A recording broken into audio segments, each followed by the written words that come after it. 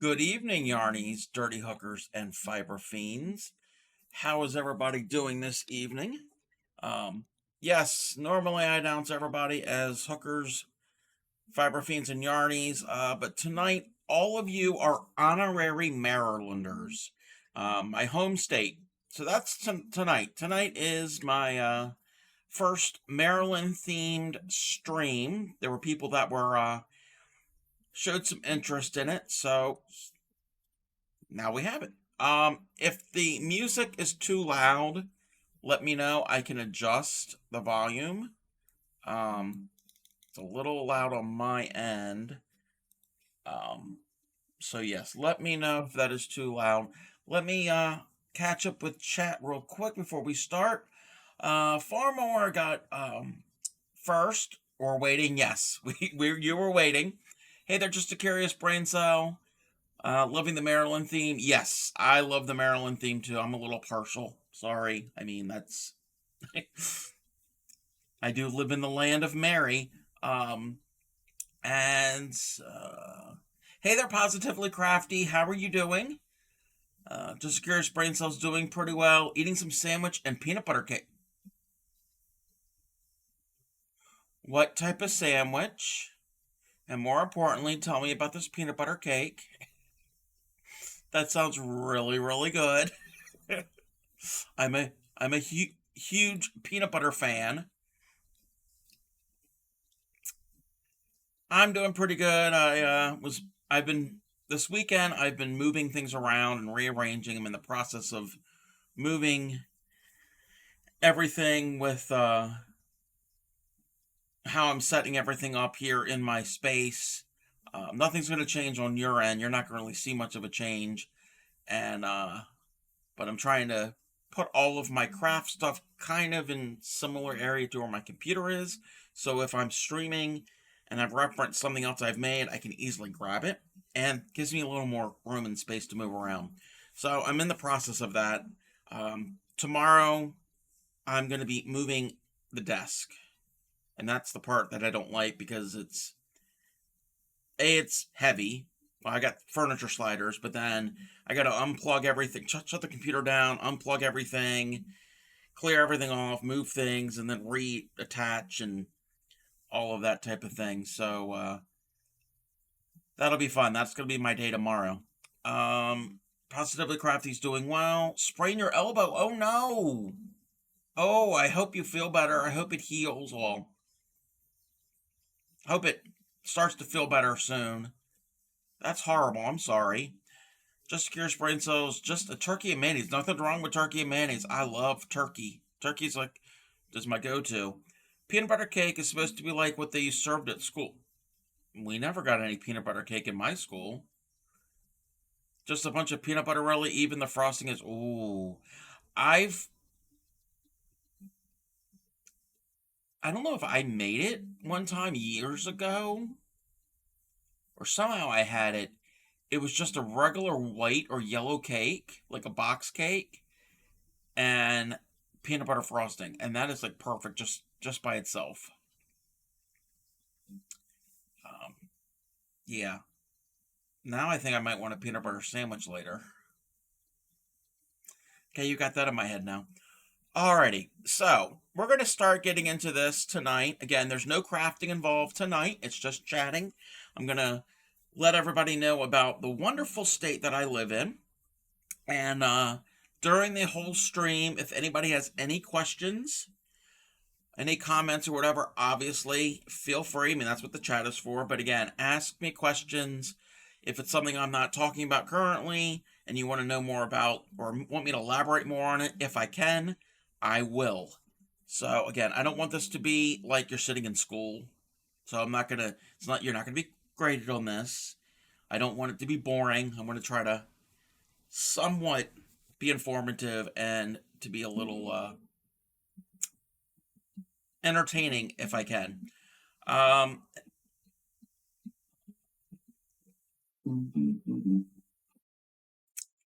get it out of your system, Gary. Get it out of your system. How are you? Um, Gary, you've probably noticed, and everyone else has probably noticed that I have limited the redeems.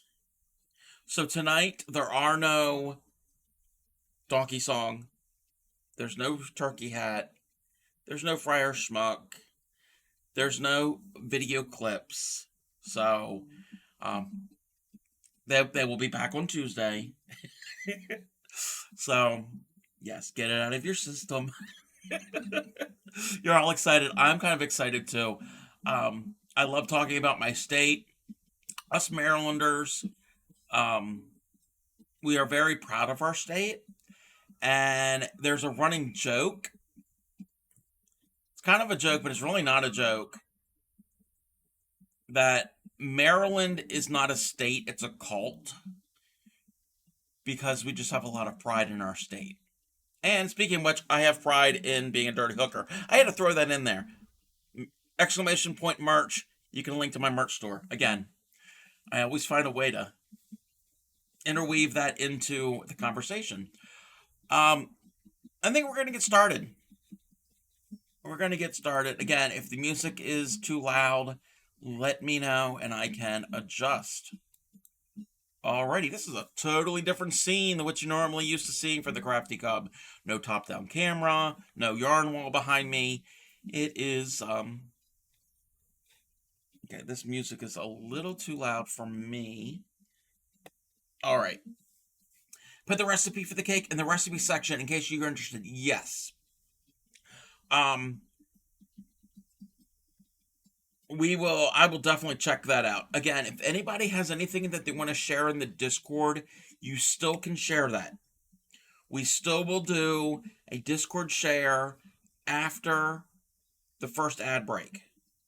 So we're going to keep the Discord shares kind of at a minimum tonight, but I don't think there's many over there. I think there might be one or two things over there right now. So when we get back from ad, we will do that, and then we'll get back to this. Where's the snow? Actually, my location, the snow is pretty much gone. We had 60, 70-degree temperatures the past few days, so that's all melted. Feel like you're watching someone else. Yes, it is. Butter pecan, butter pickles, and butter pecan. Yes, yes, and beef jerky. Yes, Gary, give me the the bread and butter pickles, the butter pecan ice cream, and the beef jerky. I don't want to eat them all together. Maybe the pickles and the jerky at the same time, but yeah. Alrighty, so if we're all ready. So as you can see, where's it at here? This is basically the shape of my state. It's an old map. We're going to get into it, and I'm going to go into detail.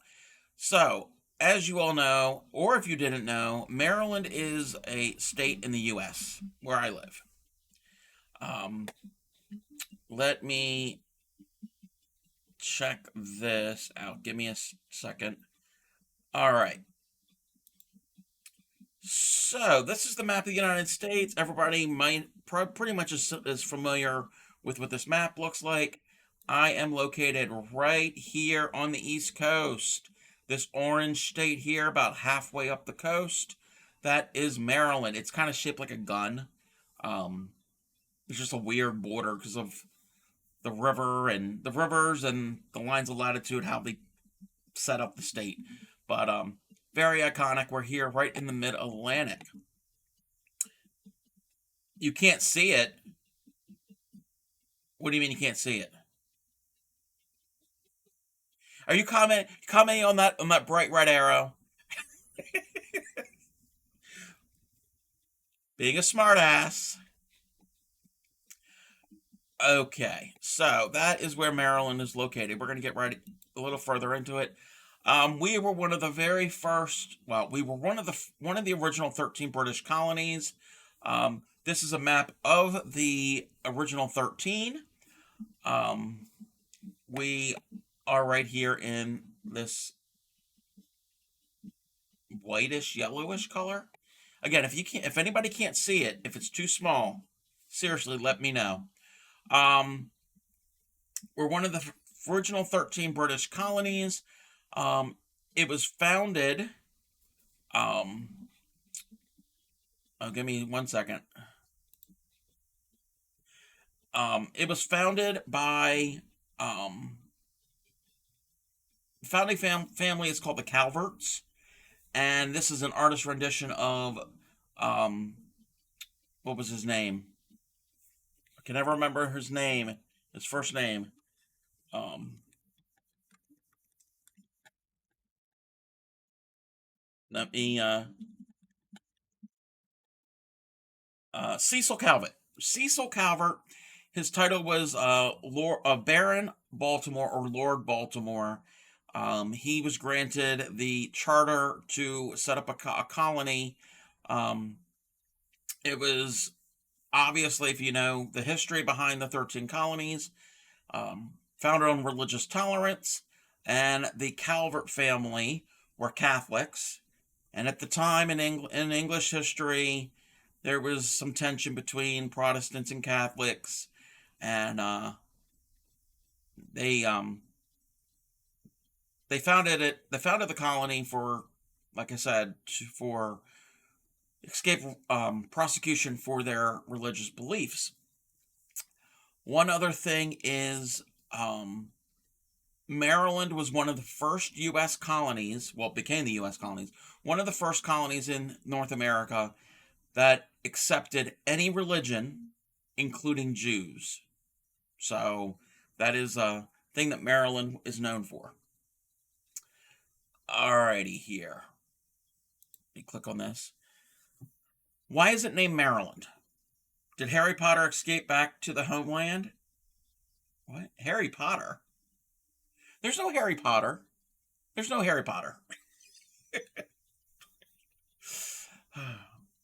Why is it called Maryland? And it is pronounced Maryland, not Maryland. Oh, Baltimore. Okay, you're commenting on how I pronounce the word Baltimore. It's Baltimore, not Baltimort. Yeah, that's a whole other thing. We're not going to talk about the accent. That will be for a future Maryland stream. Um, there is an accent, and I don't have that much of an accent of the Baltimore accent, but there is an accent. Again, why is it named Maryland? Well, it was named after the queen, not the reigning queen, but the wife of the king at the time. Her name was Henrietta Maria, and Mary is the English form of Maria.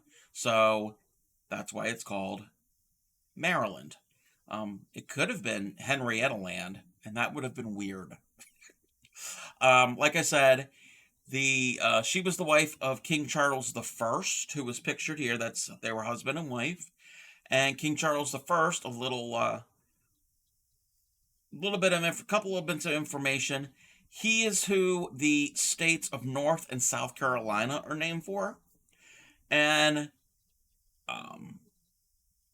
little bit of English history, real brief. He was the king that was infamously beheaded. They chopped his head off, and then they didn't have a monarchy for about a decade, I think. They had a what was it called? Was it a I forgot what the term was, but yes, that is King Charles the First of England, who was married to Queen Henrietta Maria, the namesake for my state. Hey there, BX Stone. How are you? Welcome in. We're doing Maryland. We're learning about my state. All right. So, where is Maryland located? We've already looked at the map before, but we are in the East Coast, the Mid-Atlantic region, which is about halfway between the northern tip of the East Coast, would be Maine, and the southern tip, Florida. So we're almost exact center. There's different people and different groups classify the region differently, what states are part of what and whatever. I just call it the Mid-Atlantic. There are some people who say that we are in the South. I don't think we're in the South. We could be the Northeast. We're kind of right in the middle. So I just say the Mid-Atlantic. And these states here on screen are what I personally call the Mid-Atlantic states. I agree with this map. So the states of New York, Pennsylvania, New Jersey, Delaware, Maryland, West Virginia, and Virginia. Yep, you own 1 acre and you own half the state. No, no. The state's not that small. We are one of the smaller states. We're not the tiniest, but that is where we're located. Like I said, we are just south of Pennsylvania, east of West Virginia, north of Virginia, and west of Delaware. It is a relatively, like we're talking about the size, small state. Um, where I happen to live is in the center of the state, and easily within um, 2 hours, I can be in any of the surrounding states. A little bit longer for New York, but to be the Pennsylvania, West Virginia, Virginia, Delaware, New Jersey, um, 2 hours, sometimes less. Like Pennsylvania and Virginia, I can be there in an hour, depending on traffic, maybe a little longer. So great, great place to start as a home base, I guess, if you want to um, explore the further region besides just the state. Old Base Estate season, yes, we will get to that. Alrighty. So, what is the climate like? So, um, they consider this. They consider Maryland to have a humid subtropical climate with hot and humid summers. Yes, we have hot and humid summers, and cool to cold winters. Um, I don't have temperatures. Oh, I didn't research that. Again, I don't want to just have so much information. Um, oh, actually, my temperature blanket. My temperature blanket project I've been working on is a really good example. Um, Gary found the emotes. I guess because I took away the channel point redeems, he's found somewhere some another way to disrupt the stream, which is fine. It's fine. It's all good. Um, so like I said, my temperature blanket, we can get temperature, and this is Fahrenheit. We can get temperatures below freezing, down to like single digits, and we can get temperatures up to the low 100s. Again, it's not we don't get that often in those extreme ranges, but we do get a wide range of temperatures. Annual rainfall, real basic. I'm not going to go into the numbers too much. This is the number um, portion. Ussy. Okay. We get usually per year about between 35 and 45 inches of rain, and that's 890 to 1140 millimeters of rain. Again, it rains, but it's not constantly raining, and that includes snow. Um, Average snowfall, talking about snow, varies between 9 inches or 23 centimeters in the eastern part, which is near the ocean, and over 100 inches or 250 centimeters in the western part. So the further west you go, the higher increase of snow totals that you'll get. How is the soil here? Is it sandy or clay? I'm not certain. Well, actually, the eastern part is going to be more sandy, and the further west you go, there'll be more clay and lots of rock, relatively close to the um, how do I explain it? The soil isn't as deep when you go further west in parts. Alrighty. Again, I am not a what is the word? What is the word? Somebody who deals with soil. Geologists? Farms? Oh yes, yes. Yes, we have, and we'll get to that in a second. We have all types of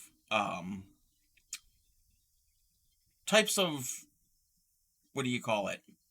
Land use, I guess you could say. Major export. Yes, we're going to get into the exports a little further on. Alrighty, so geographic size. A little more numbers, but I don't want to bombard you with numbers, just to get an idea. Geographic size, we are a little over 12,000 square miles. Crochet is their export. I wish.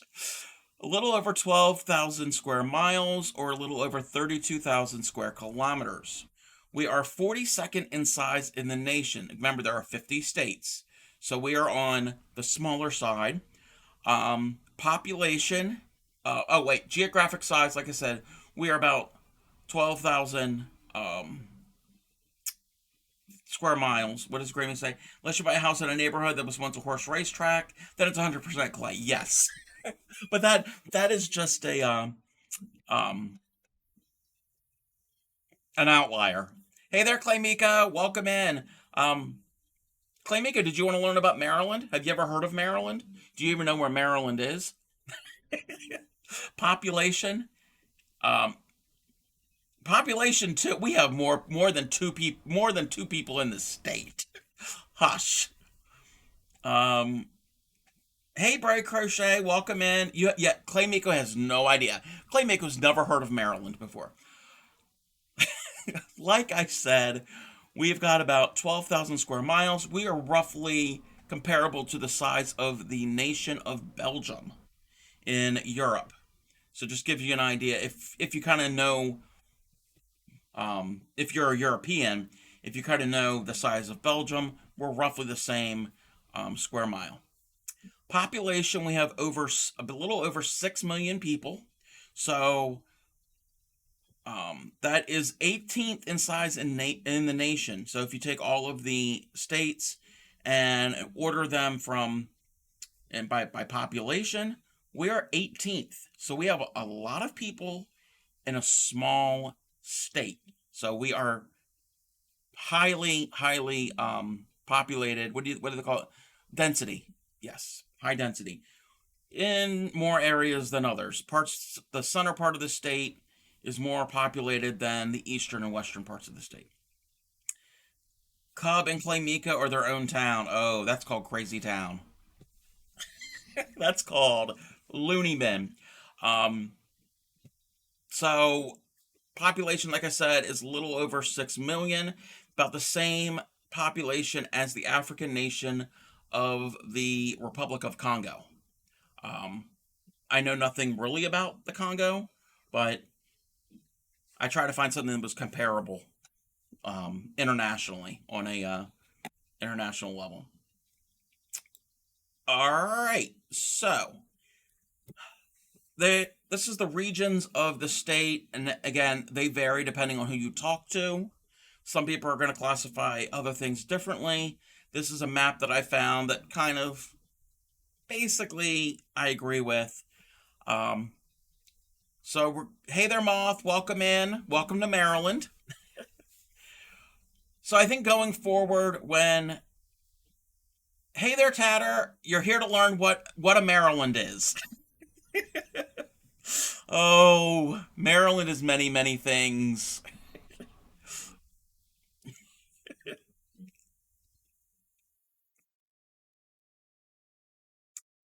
So going forward, when we do these Maryland streams, I'm going to refer to this map for the regions. If me and Clay Miko do any day trips, any of that type of thing, I am start. Oh, thank you for the posture check. I am going to use this map as a reference. So let's say if we go and visit some place that is in Western Maryland, that would be the reference point that we're going to use. So these counties. Dang it! I was just at the store and didn't get ice cream. Uh oh. Uh oh. That's not good. That's not good. Uh, Moving forward. Wait, but no Las Vegas this year. Wait, Las Vegas. Las Vegas. Okay. Seeing Gary reminded you, always gloating about his prompts. Yeah, he mentioned a little while ago about bread and butter pickles, butter pecan ice cream, and beef jerky. Because we were talking about pickles last night. Oh, the Ravens lost. Okay, gotcha, gotcha. So, these are the regions. We have Western Maryland, the three red counties. And I'm just going to name off the counties. You don't have to remember this. This is just something to keep in mind. Starting in the far west, and I need a map. Actually, it's the map that's right above me. Okay, you can kind of use that as a guide. I need should have included a map in this that actually showed all the counties. But the very far left, Western County, the red ones is Garrett, Allegheny, and Washington counties. They are mountainous. That is the higher elevation of the state. That is where you're going to find more snowfall. And in the wintertime, there are ski resorts, more sparsely populated, lots of forests. Really pretty out there. One of my favorite parts of the state. Appalachian, yes. Well, it's not the start of the Appalachian Trail. It's about. Oh, actually, no. The entire Appalachians is the whole East Coast, but there are small um, mountain ranges that are a part of it that are different, that have different names. The part in Maryland is the northern portion of the Blue Ridge, but they're the further eastern ones. The further west, I'm not exactly certain what they call that. They just call it the Appalachians. Um, wait, I'm trying to catch up with the chat. No lurking. The, Anybody can lurk. It's fine. They don't have to actively participate in the chat. So so they have calls. What? Calls? What do you mean calls? Like call on the phone? Cars? Yes, there's cars. What? Of course there's cars. You're gonna make me lose it. You're gonna make me lose it, Gary. Okay. Like I said, those three counties. Hey, Blue Raven, welcome in. Those three counties in red, Garrett, Allegheny, and Washington counties are Western Maryland. Like I said, the mountains of the state. The yellow counties, they are calling the capital region.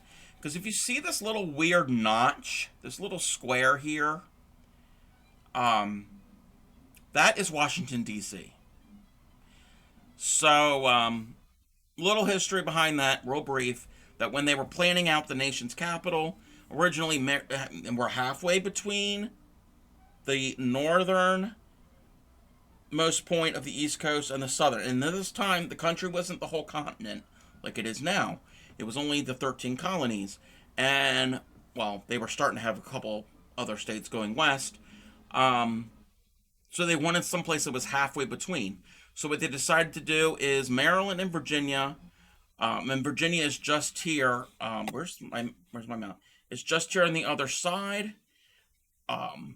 They decided to give up land to form the city, but then at some point Virginia took their land back. So,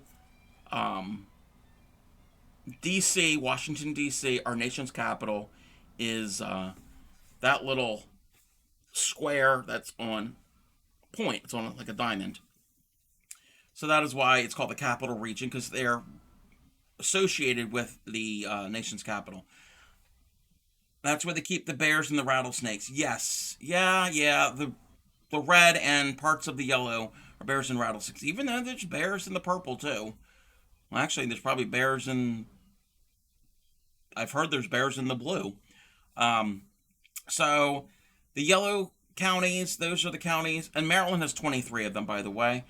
The counties are Frederick, Montgomery, and Prince George's. Again, you don't have to remember all of this.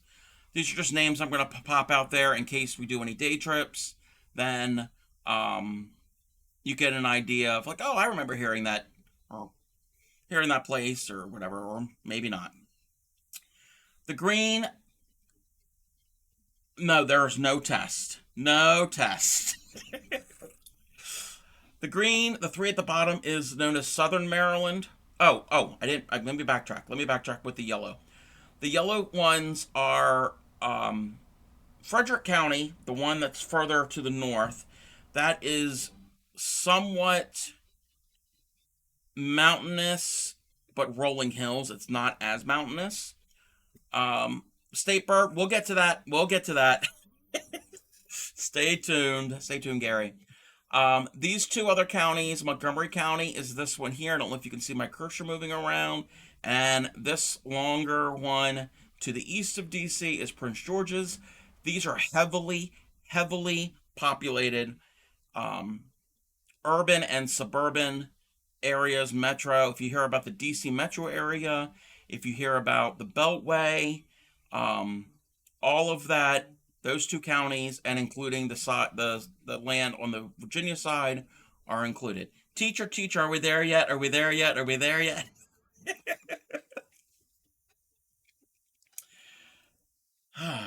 So yes, that is a populated area. The green ones, Southern Maryland. There's Charles County to the west, St. Mary's to the south, and then the one to the east is Calvert County. Very rural, lots of farms. Well, there's farms in all of these. Well, there's more farms in like Western Maryland and the northern part, but especially Southern Maryland, there's a lot of farms. What else do I have to say about Southern Maryland? I don't go to Southern Maryland that often. Um, St. Mary's County. This in the green, the one at the bottom, the southern one. There, that is where the first settlement in Maryland happened. It's a place called St. Mary's City. It's now a historic living history museum, kind of like if you've ever heard of Jamestown in Virginia. It's kind of set up like that, but on a much smaller scale. I've been there once. So that is where the colony, then the state, was founded. Okay, the purple ones, that is Central Maryland. Um, you see this purple kind of squarish shape that's got a weird line. It's kind of square on three sides, but then the bottom, that is Baltimore City. So this, most of the purple, not all, but most of the purple is heavily populated. I live in the purple, and that's not why I'm wearing the purple shirt, but I live in the purple. That is counties, and we're going to start at the top, the north. That's Carroll County, Baltimore County, which is separate than Baltimore City. They're two different entities, they're two different governments. Harford County, Howard County, and then the one just south of Baltimore City is Anne Arundel County. I live in Anne Arundel County. I live pretty much the dead center of the state. I'm glad it's living. It would be terrible if it was dead. Oh, the Living History Museum. Ha ha ha. The Raven Stadiums takes up a county. Yeah, we'll go with that. Like I said, Baltimore is a metro area heavily populated, and in many times you will see things referenced as the DC Baltimore metro area. They're so close to each other. They're about 30 miles or so between the two. With traffic, you're probably going to take roughly an hour, maybe less, between the two. I don't have the map up yet, but Interstate I-95 travels through this region and up north. So the like I said, heavily populated. Then we get to the blue, which is the eastern shore of Maryland. It is called the eastern shore because this white line, that is the Chesapeake Bay. We'll talk about the Chesapeake Bay in a little bit later. Sounds like you need a bike to get around faster. Well, no.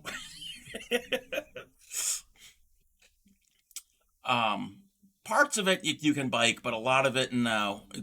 It wouldn't be safe. So the Eastern Shore, so the blue areas. So we have counties of Cecil, Kent, and I'm going north to south. Cecil, Kent, Queen Anne's, Talbot. Okay, I gotta remember, I'm not looking at the map. Talbot, I should memorize all these. I had to learn these. And I am a geography nut. So Cecil, Kent, Queen Anne's, Talbot, Caroline, Dorchester, Somerset, Wacomico, and Worcester or Worcester. I'm not, again, you don't have to remember all of those, but the Eastern Shore of Maryland is very rural, lots of farms, more flat. Remember, like I said, the mountains are in the west, and as you go east, it gets more lower sea level, gets more flat. The Eastern Shore, like I said, has a lot of farms. Worcestershire sauce, kind of, yeah. I mean, it's named after the same area in England. Um, so, with elevation, let's talk about that. So, um, where's the next? Wait, what's that there? Wait, what's that? Ocean City Heights. You know about Ocean City? Oh, okay. Yes. This the far eastern part of the state. Well, this white space that's most of the state to the east, that is Delaware. That's the state of Delaware. But the far eastern part, this little part here at the bottom, the little tail part, that is the only shoreline that we have on the Atlantic Ocean. And like Moth said, that is where Ocean City is. Most of it, about the northern half of that coastline is Ocean City. It is our beach resort. The southern half is national and state parks for preserving the seashore and the wetlands. The cops there are tough. That's what I've heard. I don't go to Ocean City that often. Oh, Traveling Tatter said, "Oh, Worcester. What's that there?" Yes, yes. Um, it's pronounced. I think we. What? How? I don't even know how they pronounce it here. It's spelled Worcester, but maybe it's pronounced Worcester. Um, Again, I don't go over that area that often myself, but maybe we'll take a day trip. We might go over there at some point in this year. So here's a terrain map again. Um, the western part, you can see these lines that's representing the mountains, all those like folds and everything. The It would take you a month by highway. No, no, no. Um, Highest elevation in the state is near the furthest western part, um, little over 3,000 feet high, or that's a little over 1,000 meters high. That's the highest point, and the lowest point is sea level. Like I said, I'm centered in the center of the state. I'm roughly, for me, I am roughly about little over 2 hours, not quite 2 hours, to Ocean City, which is here on the Atlantic coast. And if I wanted to go to the very far western part of the state with the border with West Virginia, that's going to take a little bit longer. That's probably going to be over 3 hours, maybe not quite four, just because the speeds are a little lower because um, what do you call it? Um, the elevation. You have that's the landfill? No. 3,000 feet. Worcestershire sauce, yes. Oh, yes. Well, Blue Raven, yes. But us Americans, we like to pronounce things differently than what they are in England. And we'll get into that at a later stream. Yeah, we'll get into that. Yeah. Maybe next month we might do an accent stream where if I could see all your faces when I pronounce some of the words in a Maryland accent, um, you're gonna look like I'm from another planet, which Maryland can be another planet. Um, how far to Boston? Okay, I've been to Cape Cod, and that took us about 10 hours, and Boston's a couple hours further. So let's say 13, maybe. You don't like that weird shape of on the ocean? Just need to annex that? But wait. What do you mean, Tatter? The weird shape on the ocean. I'm confused. You mean this part here? This part here at the bottom? Oh, this? You don't like this? Ocean City is here. I don't know if you can see my cursor. And I mean, I would point, but you're not going to be seeing me point. Ocean City is here, the northern part. This lighter green, that's the state of Delaware. You don't like that weird shape? Just take that so Maryland gets more go. Wow. The people of Delaware would not really like that. Take it from Delaware, they don't need it? Wow. I know some people in Delaware. Okay, wait a minute. Oceanfront, I'm trying to catch up with chat. Oceanfront, half a block of beachfront. Yeah. Um, differently equals butcher sayings. Oh, is that what you call that in the UK? Hmm.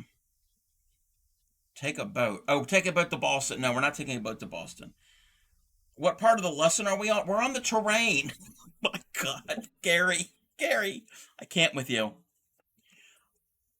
All right, let's go to the next map. So this next map is the Chesapeake Bay. The Chesapeake Bay is this big body of water that splits Maryland almost in two. Um, I'm not that far from the Chesapeake Bay. Um, it is, they call this the largest estuary in the nation. Estuary just means a body of water that has access to the ocean. That is where the salt and freshwater mix. And you can't see this on this map, but if you go further south, you go into Virginia, and that is where the bay goes out and meets the ocean. And if you follow the Chesapeake Bay all the way up to the north, um, this river, I was going to say a little river, it's not a little river. This river here is the Susquehanna River. It goes up into Pennsylvania, and it goes all the way up into New York State. It starts in New York State. So the water, there are lands that drain into those rivers, into the Chesapeake Bay, into the ocean. You can't take a boat all the way that far up because most of the Susquehanna River is not passable by boat. And you get up to at least Harrisburg, Pennsylvania. I know there's rapids there, and you can't really go further up. They didn't build a canal that I know of in that. So it seems you would have a lot of ocean food. Yes, we do have a lot of seafood in the state. And yes, Gary, where saltwater and freshwater meat is brackish, most of the Chesapeake Bay is brackish. So, you can see how close the cities are. That's why the cities were founded there, like Baltimore and Washington. Well, mainly Baltimore, is because of access to the water, and they were protected because they weren't on the ocean. They were a little further inland. Do we have shrimp? Yes, it's not a big what do you call it?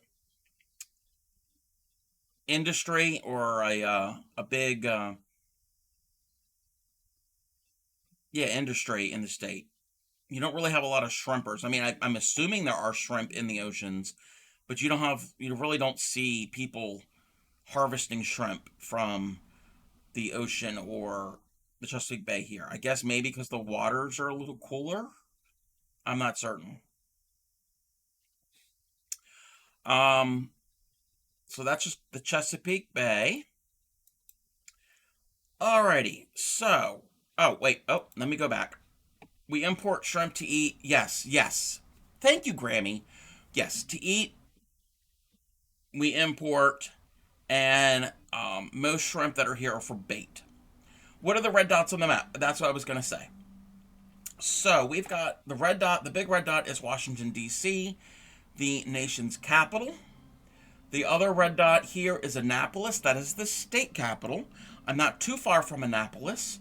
And between the two, like I said, I refer to myself as the Annapolis area, Baltimore Annapolis area, because I'm a little bit closer to Baltimore, but still not too far from D.C. It's about 45 minutes to an hour to D.C. from Annapolis, and from Annapolis to Baltimore, half hour ish. So it's real close. It's real close, and there are major highways that go there. DC is almost split. Yes. Little thing about DC, even though this is not about DC, but DC is so close and it's kind of part of it. DC is on the Potomac River. The Potomac River is the river that separates Maryland and Virginia. And DC is on the Potomac. It's as far as you can go. Again, there are rapids. You can't take a boat up there until they built the C&O Canal, but that's another thing. Me and Clay Miko might take a day trip to that area where the rapids are, so you can actually see what it looks like. But the split here, the little blue line that goes to the east, that is the Anacostia River. So that's just a small river that's mostly in DC. You see all these other arms, these little bodies of water that go all into that come off the bay. These are all rivers. They're not rivers in the sense of like the Mississippi River or the Nile or the Amazon. These are just extensions of the bay. So when the tides go in and out for the bay, so do the rivers. They're just think of them as arms of the bay. The Potomac River is different. That does have a source way up in the mountains. And then also the Susquehanna River. But all the other ones, all these little rivers here, they're all tidal rivers. Um, so they're not really long. They're mainly used for recreation and for a lot of the other ones for fishing, crabbing, oysters, all of that type of stuff for the watermen, and also the Chesapeake Bay. Been to all of those areas, but you were young. Very, very cool. Yeah, you mentioned that you had been to Maryland. And Gary, that is a lobster. We're too far south. Lobster is like Massachusetts, Maine, New England. Yeah, we're too south. Too far south here. Let me check something real quick. Let me see about the ad. Okay, we're gonna have a minute and a half before we go to ad, but we have time. So on this map here, the cities that are marked, we've got. Do you have live fish markets? There are fish markets in a lot of the major cities. Like I think Baltimore has a bunch, DC has a bunch. Annapolis used to have one. That's where we used to get our crab meat. They went out of business. There might be some downtown Annapolis. I'm not certain. We don't really go downtown that often. But you'll find them here and there. Oh, we're gonna have an ad. So before we get into the next part of this, um, we're gonna do an ad break. So this is a good time to self care, get something to drink, something to eat, all of that good stuff. Stretch. I'm gonna stretch, and we will be back momentarily.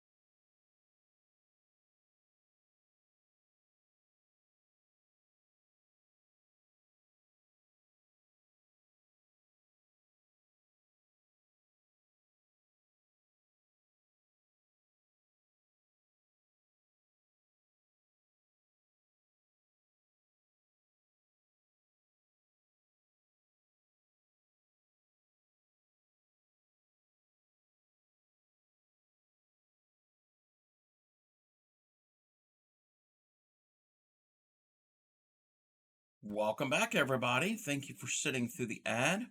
Um, Before we get back into the um, the learning, um, we're gonna do some Discord shares. There's some like three things over there, so let's go and do that real quick. We have some progress from Fairy Dust. This is the mosaic crochet baby blanket that he's been commissioned to do. I think it's a commission piece. It's adorable. They got these little people there. Yes, you can do that in mosaic crochet. So it's coming along great.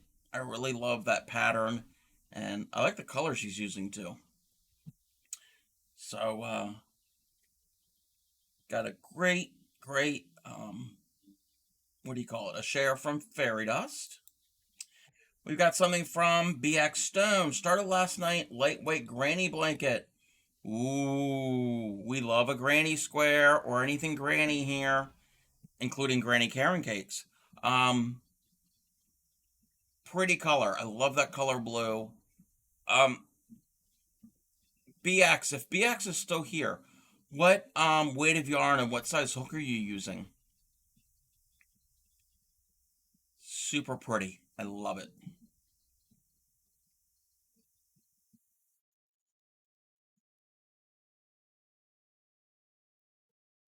Check something over here. I'm not certain if BX is still here, but very pretty. We'll go on to the next one real quick. This is from Clay Miko. I'm working on blocking it, but I made a heart. No idea what I'm going to do with it, but excited that I was able to do it. Well, look at that. She has made a heart, a crocheted heart that is super adorable. I might have to get that pattern from her. Um, yay for blocking. And I like her blocking board. I like it a lot. She told me that she got the blocking board for Christmas from Norfairy, but that is gorgeous. So I'll have to ask her what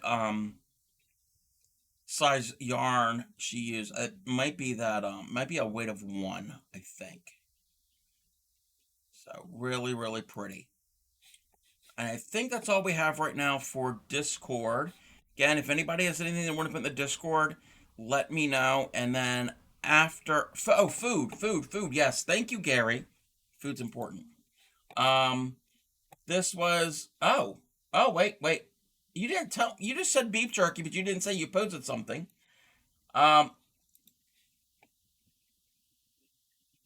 More beef jerky.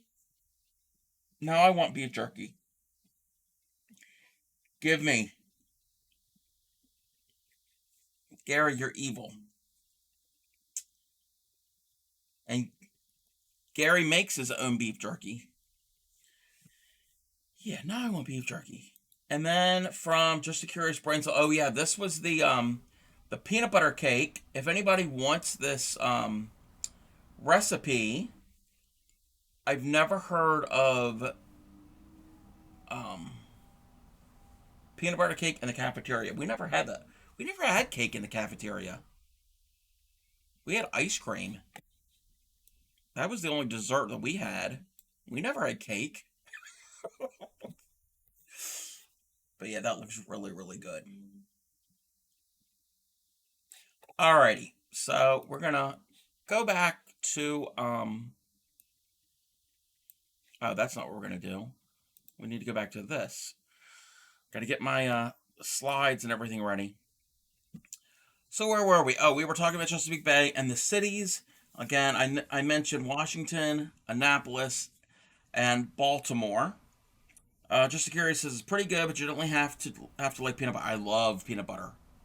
Love peanut butter. So Washington and Baltimore are the two major cities in the area in the state, even though Washington is not in the state, but because it's Washington D.C. is its own separate thing. When you go into Washington D.C., you're not in a state. It's an independent city. You're in your own city. So Baltimore City, and same thing with Baltimore City. Baltimore is in Maryland, but it's not in a county. It's its own independent city. So those are the largest cities. The other large cities or towns are, and they're listed on the map, are Columbia, Germantown, Waldorf, Silver Spring, Frederick, Ellicott City, and Glen Burnie. All of those have populations of over 70,000. So they're decent size cities or towns. Some of them have much more. Those are the major populated areas in the city, and most of those are in the center part of the state. And oh, and then there's Annapolis. And I don't have a um,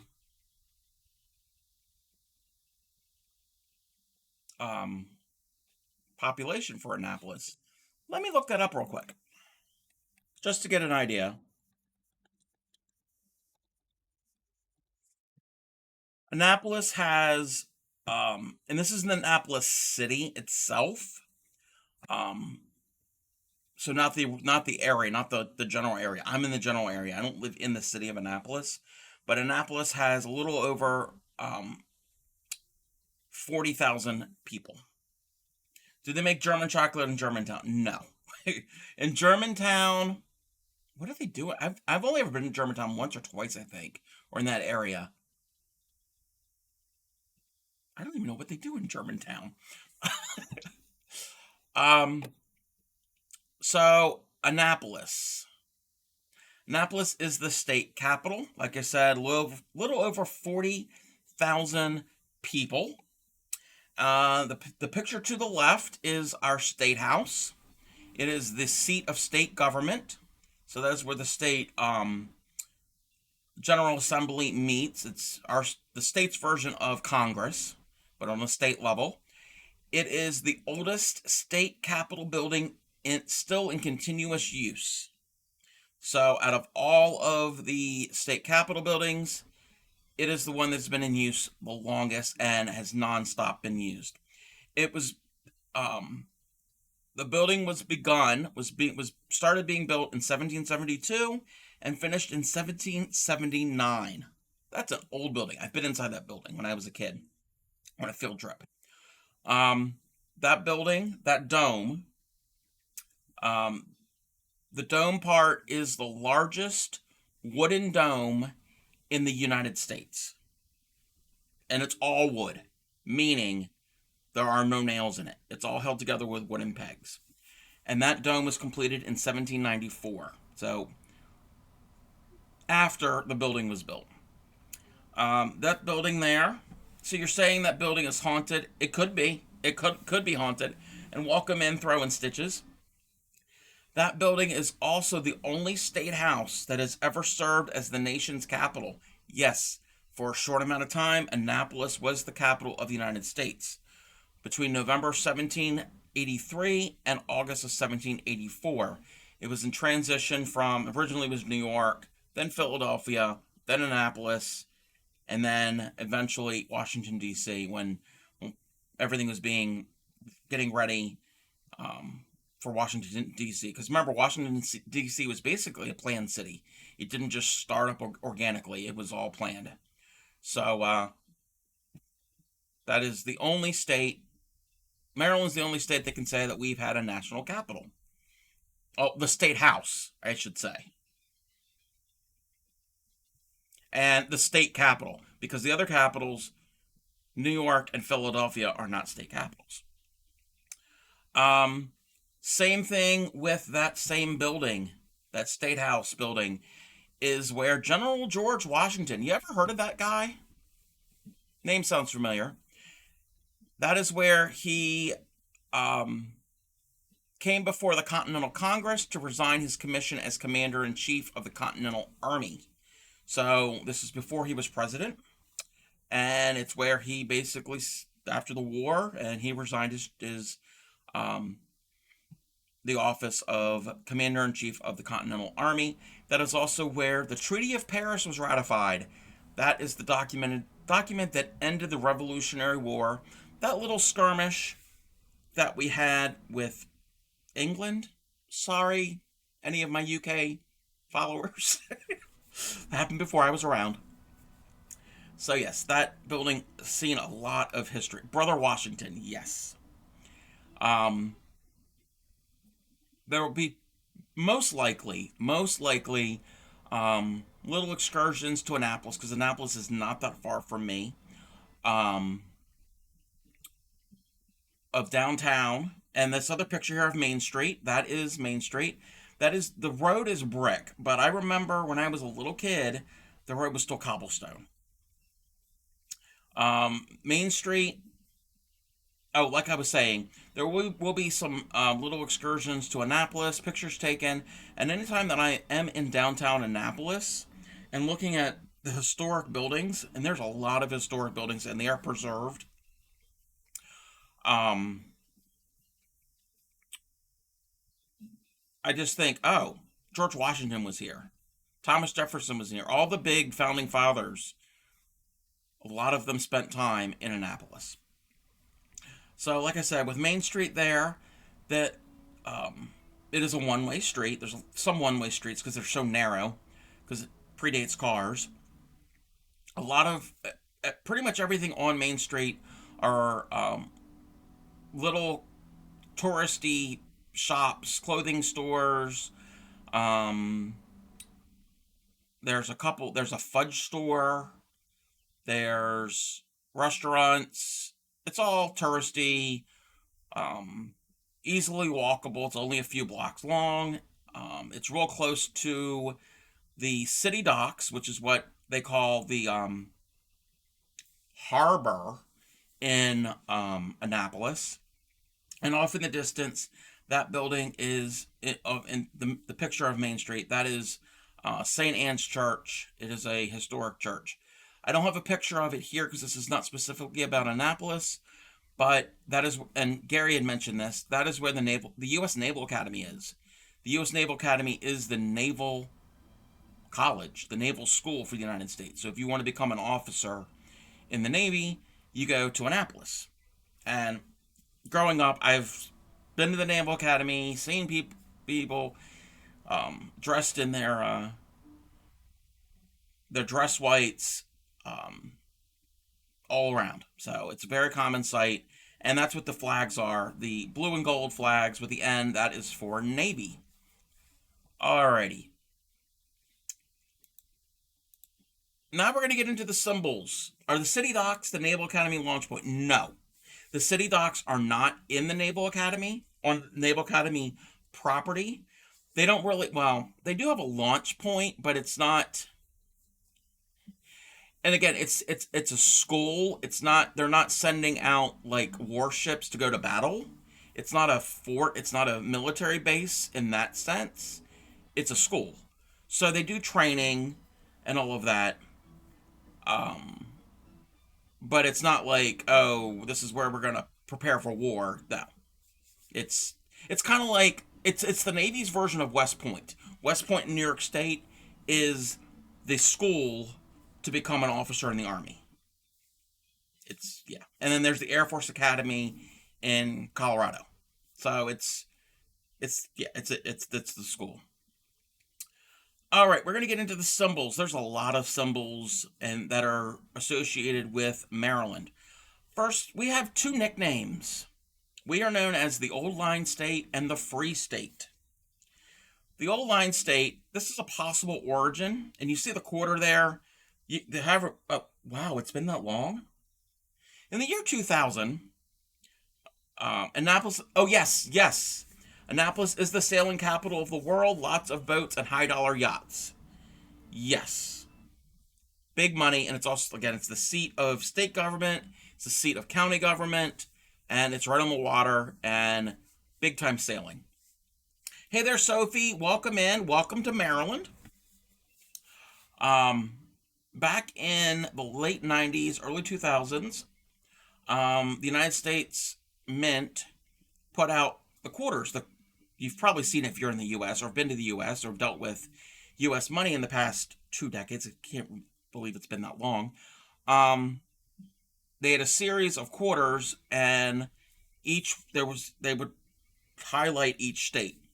So Maryland's quarter, it's got a picture of the dome of the state house, and it says the old line state. Possible origin for that name came from General George Washington. Remember that guy again? Referring to the troops during the Revolutionary War who courageously served in battles. So that is kind of where that nickname might have come from, because I guess they were fierce fighters. We're also known as the Free State. November 1st of 1864, that is right immediately after the end of the U.S. Civil War. On that date, November 1st of 1864, slavery was abolished in the state, and it became free. Well, the slaves became free. It was also used, the nickname was used in 1919 when prohibition became the law in the United States, where you could not purchase alcohol. Many Marylanders opposed it because they believed it violated their state's rights. I kind of agree with that. Give me my booze. And also, Maryland, like I have said before, has a long history of religious tolerance. That's why it was founded, and political tolerance. So we are also, again, we have two names. Many states, I think all states have a nickname. Some just have one, some have more than one. We have two. We are the Old Line State and the Free State. All right, our next symbol, you're going to see this symbol everywhere in the state. We love our flag. It is the most unique, easily identifiable flag in the nation for a state. I'm biased. I think it's the prettiest flag. A lot of people don't like it because they think it's too busy and garish, but there's reasonings why the flag looks that way. The gold and the black are, well, actually all of them are the coats of arms of the family colors of the founder of the state, Cecil Calvert. Remember we talked about him? He's got the charter to start the, yeah. Well, it's a combination of his family's coats of arms. His father's side is the gold and the black, the Calvert side, and his mother's side is the Crossland side, that's the red and the white. So they're just formed together to form the state flag of Maryland. I love it. Again, people are fanatical about the flag, just like in Texas. I know that a lot of people in Texas love their flag. I like Texas's flag. Maryland, we fly our flags all over. You'll see them, especially when the weather's nice, the spring and the summer. A lot of it in Annapolis, you'll see the flag. Well, actually, anywhere you'll see the flag flying. Not just on government buildings like they always do, but people's homes and sides of, actually, public transportation's got the flag on it. The license plate have the flag on it. The flag's everywhere. I've got a flag hanging in my room. Like I said, we love it. Okay, this is the state seal. I'm not going to get really into it. I don't really have anything to say for it. That's what the state seal looks like. And look, on the front and the back of the state seal, there are symbols of the flag. Again, the founding family symbols. Alrighty. I think somebody had asked about the state bird. Well, we have a state bird. Most states have a state bird. Our state bird is the Baltimore Oriole. And yes, that is what our Major League Baseball team is named after. But yes, it's not the seagull. Actually, the seagull is Utah's state bird because of the Great Salt Lake. But yes, no seagull, Gary. We have seagulls, but that's not our state bird. I think, and our state flower is the black-eyed Susan. And you notice it's It's kind of a theme. You're going to see a lot of yellow and black, or orange and black, because they're similar colors of the state flag, even though orange is not yellow, but kind of close. And the yellow isn't really like a yellow in our flag, it's more of like a orangey, golden yellow. So those are our state bird and our state flower. Little thing about the state flower, I'm not going to mention this further on. Um, in the spring in the United States, we have something called the Triple Crown. It's horse racing. There are three races that make up that. It's the Kentucky Derby, the Preakness, and the Belmont Stakes. Well, the Preakness is held in Baltimore every May. Well, the winner of the Preakness gets draped with a carpet of flowers of black-eyed Susans. They're not really black-eyed Susans because black-eyed Susans aren't in bloom in May. They're actually daisies, yellow daisies. Um, Black-eyed Susans are a summer thing, like July and August.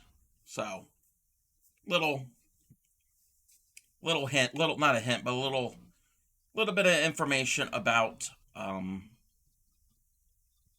Preakness. Horse racing is a big thing in the state too. You will find lots of horse farms. All right, we have our state tree. Our state tree is the white oak. Um, at one time, back when I was a kid, there was a specific tree, and I don't know if it's that specific tree, that was the actual state tree. But it was destroyed in a storm, and there were seedlings taken from the acorns, and there are trees grown from it. Um, but our state tree is the white oak. In Kentucky too, yes, yes. That is why the Kentucky Derby's in Kentucky. Well, it's called Kentucky Derby.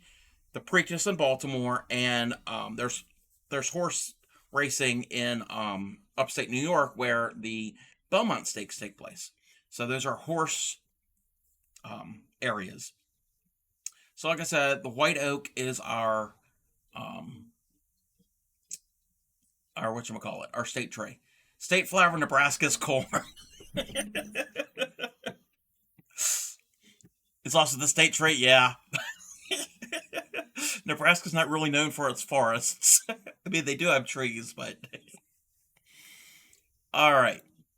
So, somebody mentioned, and it was probably Gary, mentioned blue crabs.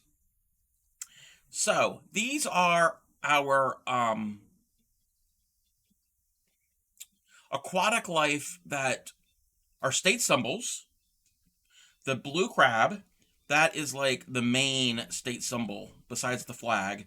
Um, we're crazy about blue crabs. Summertime, if you can afford them or know somebody who can go and get them, I have a connection. Hey there, Notewood. Notewood, you ever heard of a little thing called Maryland? I'm saying that to my Maryland natives.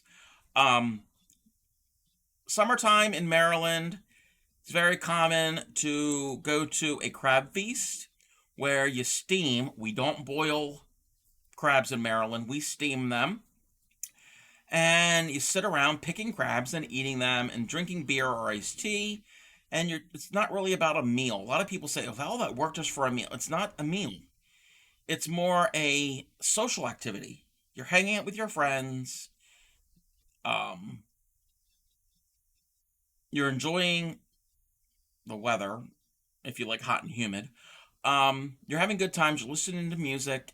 You're living the life. Does blue crab taste different than red crab? I've never had red crab.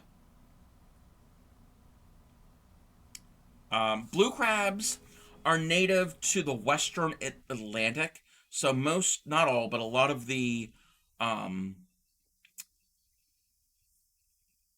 coast on the East Coast, from pretty much New York down, and down through Florida and the Caribbean, you have blue crabs. That is like the native crab species. Like on the West Coast, like California and Oregon and Washington, they have Dungeness. In Alaska, they have snow crabs. It's the species that's native here. Is your iced tea sweet? Um, our family, we don't add sugar to our iced tea. We add sweetener to our individual glass because of members in the family have dietary restrictions, so they don't want to have a lot of the sugar. So when we brew it, we just brew the tea, and then individually, I personally add Splenda. But yes, you're gonna have a lot of people in Maryland that do drink sweet tea. That is like a southern connection. Remember when I said that Maryland? I don't know if you were here for that, but Maryland. Some people say Maryland's the South. Some people say it's the Northeast. I say it's the Mid Atlantic. So you do get that crossover between the two regions. You've never seen blue crab? Okay. Um, yes, that's what a blue crab looks like. When you steam them, they turn bright red. And I don't have a picture of steamed crabs. Maybe that's something we can do in the summertime. Um, oh, is that what you were thinking? Is that what you were thinking, Tatter? When you said red crab? As soon as I said that and steamed, and you said, oh. Yes. Yes. It's something to do with how the heat interacts with the blood in their bodies, and it turns them from blue to red. So yeah, when you eat them, they're not blue. Another thing, way of preparing, and I don't really like them, of preparing crabs is when they are in their molting stage. Um, they're crustaceans, so they have a hard shell. They're soft inside, they have a hard shell, but when they grow, they outgrow their shell, so their shell becomes soft, and they remove it, and it takes some time for it to harden. Well, you could harvest them when they're still in the molting stage. That is called a soft shell, and there's a thing called a soft shell crab sandwich where you take the crab. Imagine the crab like that, and the shell is soft, so it's nothing's hard. Nothing's gonna cut you. And they take the crab and they clean. There's parts of it they clean out, and they deep fry it, legs and all, and then they serve it on sandwich. Usually, traditionally, it's white bread, tomato. What else is on there? Maryland natives. What else is on a soft shell, a soft crab sandwich? Is it mustard? But you've got your white bread. It's always white bread, and you got the fried crab, but its legs are hanging on the out. Yeah. um, but yes, Maryland is known for crabs, and this type of crabs, not the other type of crabs. Um, we go crazy about blue crab. A certain mustard. Oh, well, okay. On the sandwich, is it actual like mustard, or the other mustard? The other mustard the note is referring to is, I know when you have steamed crabs, occasionally, not always, when you open them up, and maybe, oh, I don't know if I'm going to be able to demonstrate it because that makes a mess. I'm not bringing a crab here. Well, getting hold of a crab can be difficult too because they can be expensive. Again, like I said, unless you know somebody who can catch them. When you open them up, there is this, they call it a mustard. It's it's basically parts of their organs and stuff that's like in this, it sounds disgusting. I don't mind eating it. It's like this, I don't know how would you explain it? It's not a gel. It's not gel like. It's, yeah, it could be the pancreas or yeah, whatever it's called. Some people like, oh no, don't eat that. That's poison or whatever. I've eaten so many, well, not a whole lot, but I've eaten enough blue crabs in my life. I'm fine. And there are people who have lived their entire lives here and eat a whole lot more crabs. They're fine. It's fine. Um, so yeah, maybe I can find a video we can share or something of somebody opening up and peeling, not peeling, cracking a steamed crab. Also, we are known for rockfish, striped bass. That is our state fish. Most of my life, when I was a kid, it was illegal to catch them because they were threatened or endangered. Now you can, but again, limited quantities, and rockfish is really, really good. It's a very mild, mellow flavor. Um, my connection, I have a family member that likes to fish and crab. So occasionally, it doesn't happen that often, occasionally we have access to steamed crabs and rockfish. So it's good to have connections. Alrighty, so our next symbols, we have a state, uh, yes, no wood, yes. We have a state reptile. Our reptile is the diamondback terrapin. Um, it's not a turtle. A terrapin is basically in the turtle family, but they can't retract their head all the way into their shell.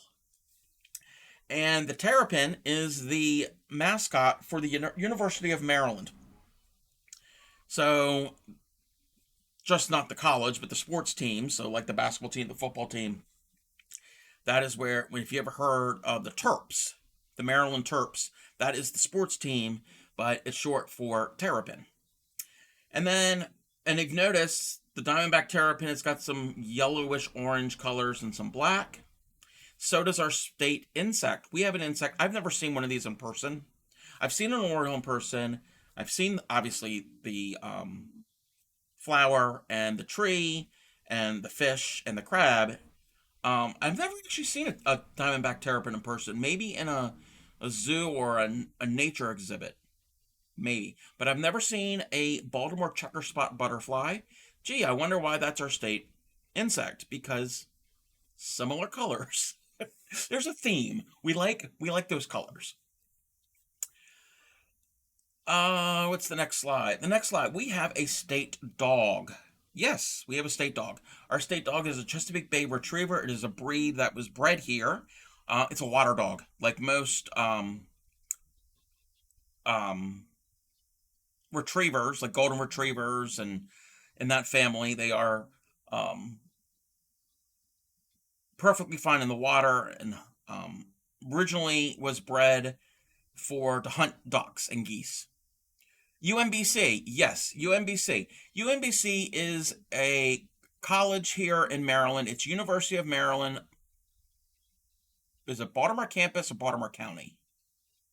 It's part of the University of Maryland system, and their mascot is county, and their mascot is a Chesapeake Bay Retriever. Like the University of Maryland, the main one, which is down near D.C., is the terrapin. University of Maryland, Baltimore County is the Chesapeake Bay Retriever. And there's a couple other ones throughout the state, but I don't remember all of them and what. Separate school, but yes, affiliated, but yeah, separate school, yes. Towson, yes, Towson University. Towson University is another college in the state. Morgan State, yes. Okay, nobody's gonna list off all of the universities, the major universities. So yes, very cute, a pretty baby. I've never known anybody that's had a Chesapeake Bay Retriever.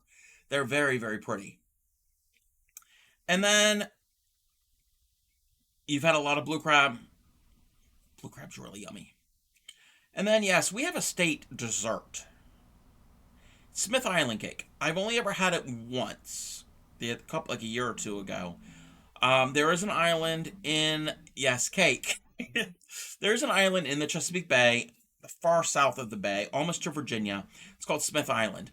And pretty much Smith Island cake is really thin layers of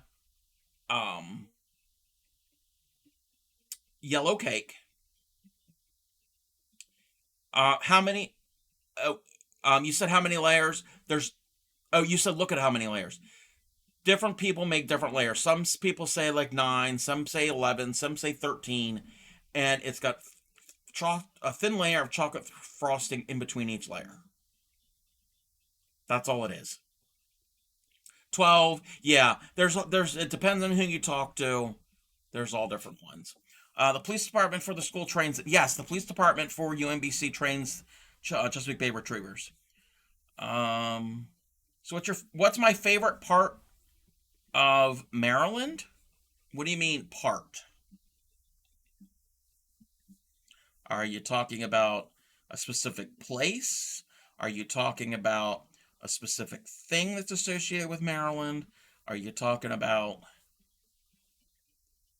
favorite thing to do? Wow, what's my favorite Maryland thing to do?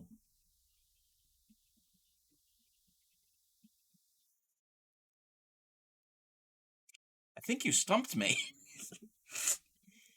Like a Dobish tort. I don't know what a Dobish tort is.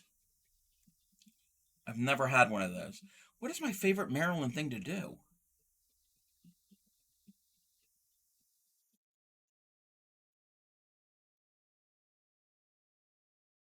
I'm going to get back to you, Gary.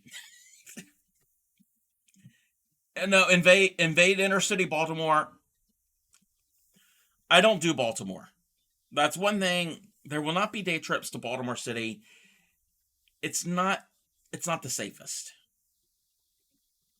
20 years ago, I was fine going to downtown Baltimore City, the touristy part. Not anymore. Eat the steak cake. I've only had the steak cake once. Hey, Fairy Dust, welcome in.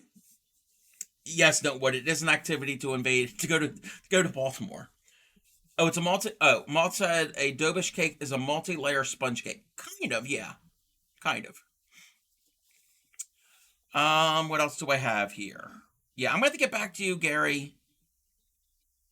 So, how are the people? Of course, minus Baltimore. It depends on what part of the state you're in. It's just like anywhere. You're going to have really nice people, and you're going to have people that aren't so nice. Um, Most people that I've encountered have been decent or haven't been horrible, but it's just like anywhere. What's the next? Oh, the next slide. We have a state, again, you can keep asking questions. I'm just going to try to get through a bunch of these. I got a whole bunch more things to do. I want to make a habit of hanging out at the Barnes& and Noble at the Inner Harbor, but didn't know it was shut down. Oh, it was shut down. Oh, huh. I've been to the Barnes& and Noble once or twice. And next door, when I don't know if it's still there, the Hard Rock Cafe, been there a couple times. Me and Clay Miko have been. Ass hats exist everywhere. Yes, Fairy Dust. Yes. For the most part, Marylanders are. Oh, thank you, Lady 1241. Thank you for using your Prime sub on me. I appreciate that. Another Marylander. Yes, we are well into our Maryland stream. So yes, Marylanders have invaded, and that's kind of the reason why I decided to do a Maryland themed stream because I have so many Marylanders in my stream just by coincidence, and people have expressed interest in learning about the state. They found a skipjack under the Twin Towers. Oh, really? I did not know that. Huh. Yes, we have a skipjack is our state boat, as our state vessel. It is the um, traditional traditional water vessel used for watermen for crabbing and fishing and oystering and that type of thing. So that it, you're not going to see as many skipjacks as you used to, meaning in my lifetime, you really didn't see much out in the water because more things have been motorized and all of that. But that is the traditional,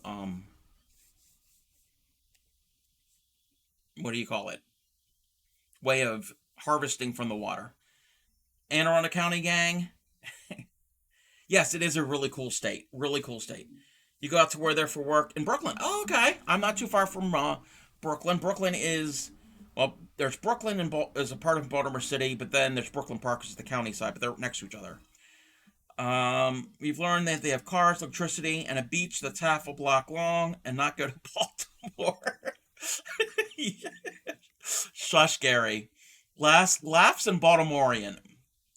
Yeah, don't come to Baltimore.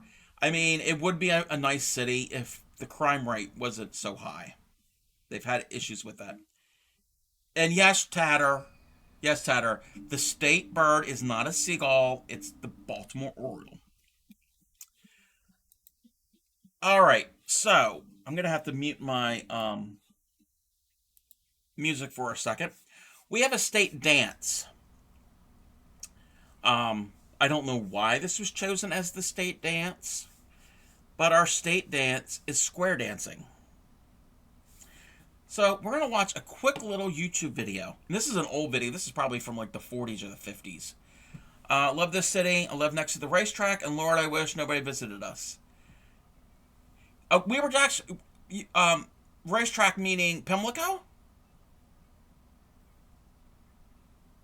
I don't have no problem with Baltimore City besides the crime. We were just talking about the Preakness, about Black-Eyed Susans, and at the Preakness, the blanket of flowers, which really aren't Black-Eyed Susans because they're not in bloom in May. They're yellow daisies, but your parents used to square dance. Very cool. So we're gonna watch a quick little video. This video is not from Maryland. It's just about square dancing. So this is not a Maryland specific. I can tell you about the Preakness. Nobody local comes out of their houses during the I've heard that. Yeah, Preakness. It's in a neighbor. It's pretty much in a neighborhood, and if you live there, you don't. Yeah, and a lot of people. Let's talk about the Preakness real quick. Again, it's the horse race, second leg of the Triple Crown. People who go there, they don't really go for the horse race. They really go to party on the infield and get drunk. That's the big draw. Okay. Here is a little bit about square dancing if you're not familiar with square dancing. Can you hear this?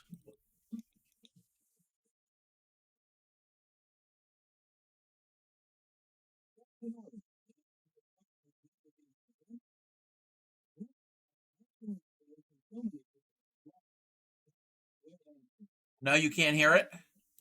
Are you being serious or are you just being funny?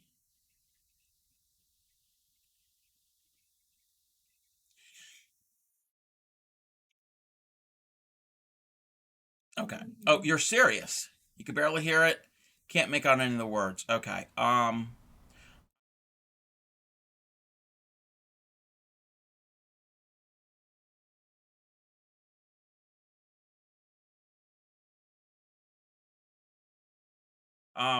I'm going to play it and oh you can hear it. Okay. So I'm going to mute my audio.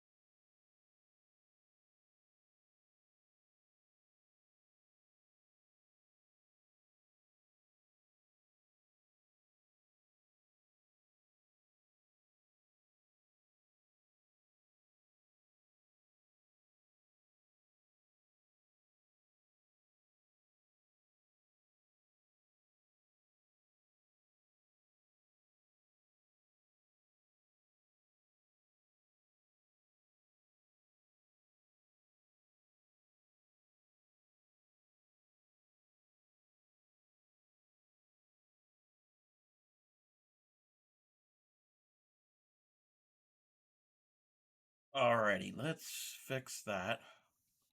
So that's square dancing. Let me get my music back. I don't know why the state song, the state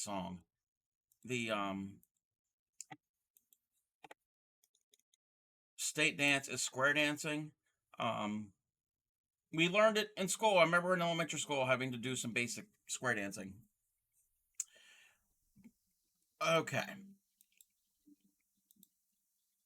we put together about a beautiful PowerPoint. Yeah. Oh, I put some work into this. Oh, I put work into this. Um, Thank you. Do-si down and pick your hooker and swing them around. Yes, pick your hooker. Um, Thank you, Action Act. You're on a 3-day stream streak. Woohoo! Heck yeah, lacrosse. Yes, these are our sports teams. We have sports, not sports teams. These are our state sports. We have two of them. We have lacrosse. Lacrosse is a Native American game originally. Um, Lacrosse is big here in the state, especially in college, high school and college, like big bucks. Um like how football is really popular in parts of the South. Um Football's popular here, but not it's not anywhere like Texas. Like football's a religion there. Lacrosse is big here. And you can spend lots and lots and lots of money.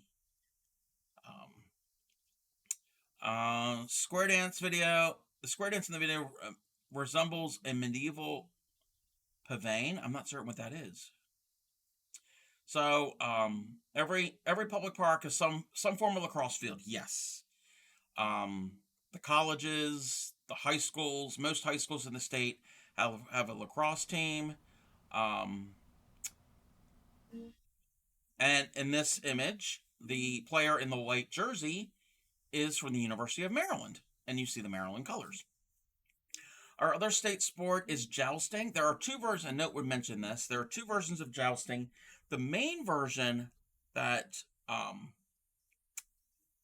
that I think the state is known for is this. This is called, I think it's called ring jousting, where you're on the horse, you have a lance, and instead of fighting someone else, you go through it's an agility test, and you have to. There are rings that are suspended ever so often, and they're different diameters, and you have to lance the ring onto your lance.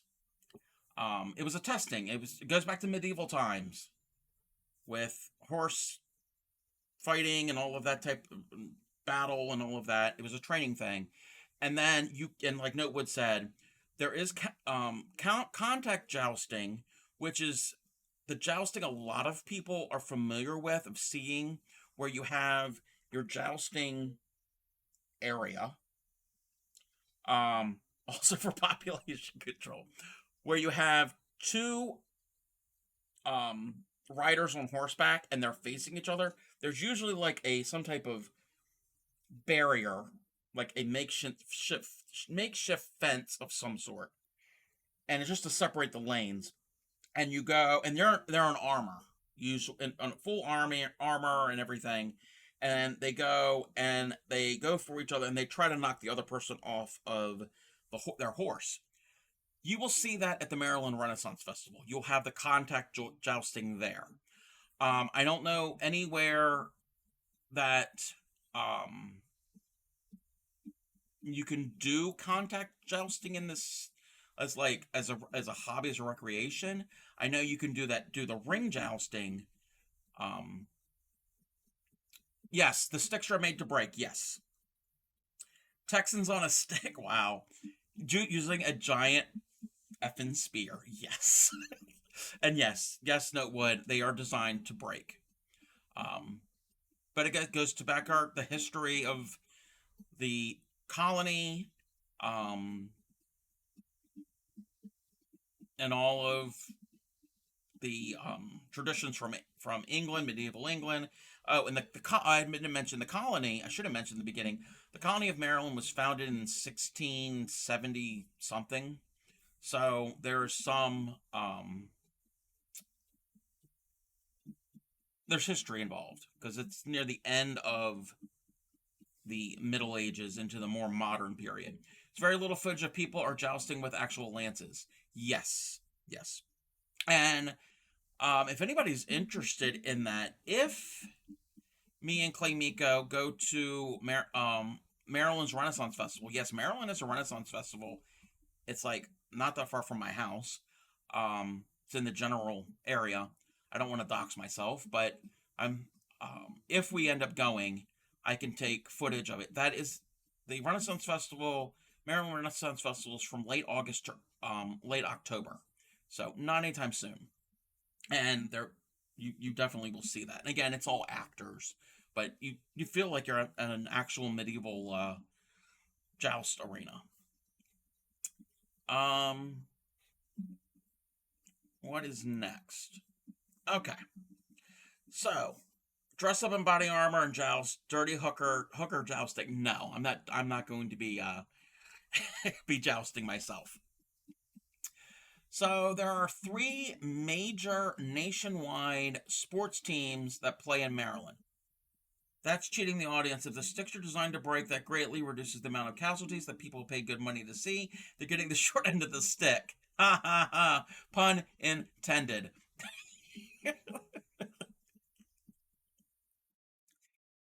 Some of the hooks are pointy, yes.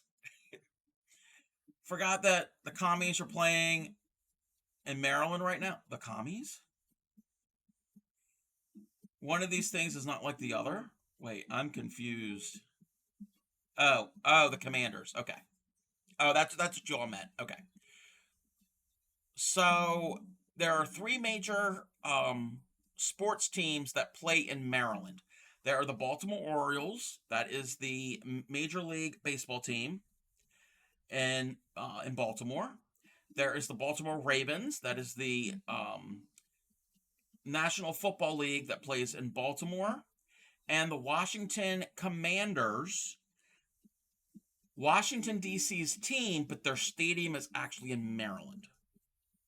Because there really is no room or no venue in the city of D.C. to accommodate that. They play at FedEx Field, which is in Maryland. But they're like all New York teams and play out of the state. Yes, yeah. Yeah, I mean, well, New York's baseball teams play in the city of New York, but like the football team, that's technically in New Jersey, but it's still in the area, in the region. Remember how I said in the beginning, there is the areas, the counties in Maryland that are in the DC area. They're associated with DC, like Montgomery County and Prince George's County.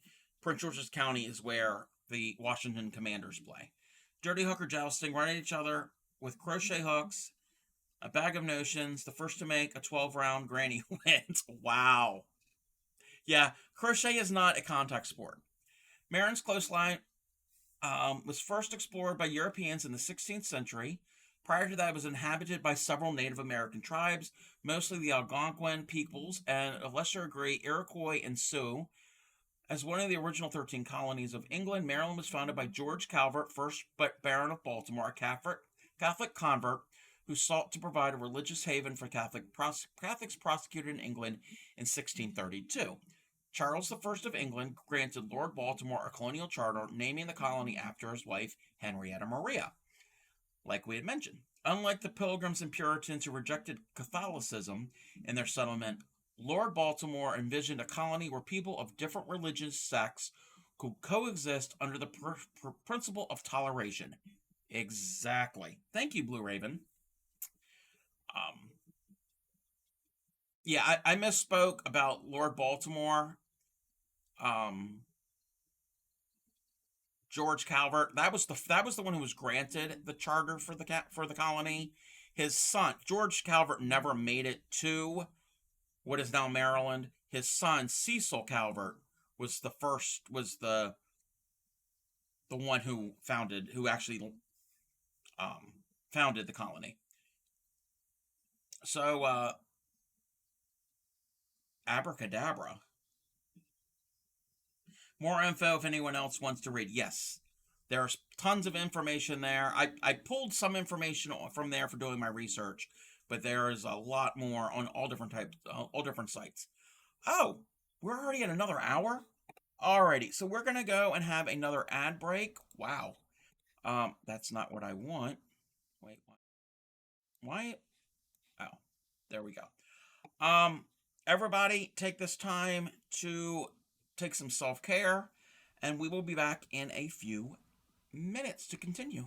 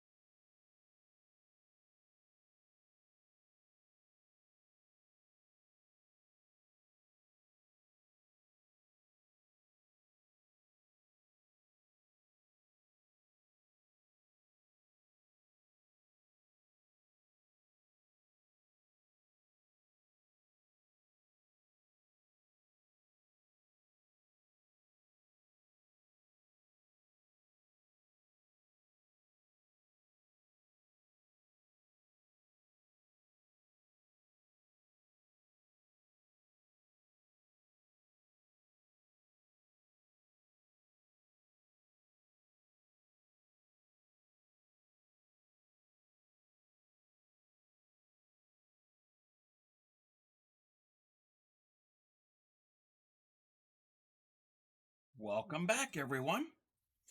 Coexisting under the principle of tolerance hasn't really caught on as far as the U.S. Guess. Oh, that's true. You said it. You said it, Fairy Dust. All right. So those are the major sports teams that play in the state. Yes, Washington D.C. does have other sports teams. They have a baseball team, they have a hockey team, and they have a basketball team, but they all play in Washington D.C. itself. The football team plays in Maryland, and Maryland doesn't have any other nationwide major sports teams. We don't have a hockey team, and we don't have a basketball team. Yes, there was the Skipjacks. Yes, and we did have a basketball team before I was born, back in the 60s and 70s, the Bullets. But then they moved. Yes, yes. What Lady said, had a basketball team once upon a time, but they moved um, to DC, and now what was the Bullets eventually is now the Wizards. No Washington Capital. The Washington Capitals play in Washington, D.C. They are in the region, they're in the area, but they're not in Maryland.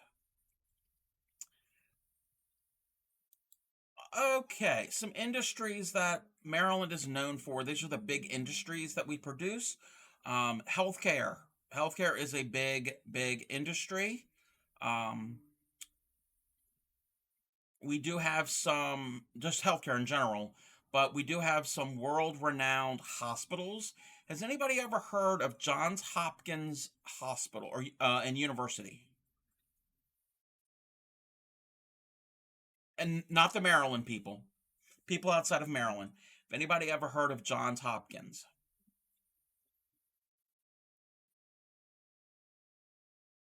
they do a lot of research. You have Knitter Girl, yes. Johns Hopkins Hospital and University are in Baltimore City. Yes, that is a Maryland thing. So world renowned um, um, healthcare facility and research facility. Um, and welcome in Knitter Girl, and welcome in Shadow Arch. There are a lot of other healthcare um, um, healthcare related um, institutions here.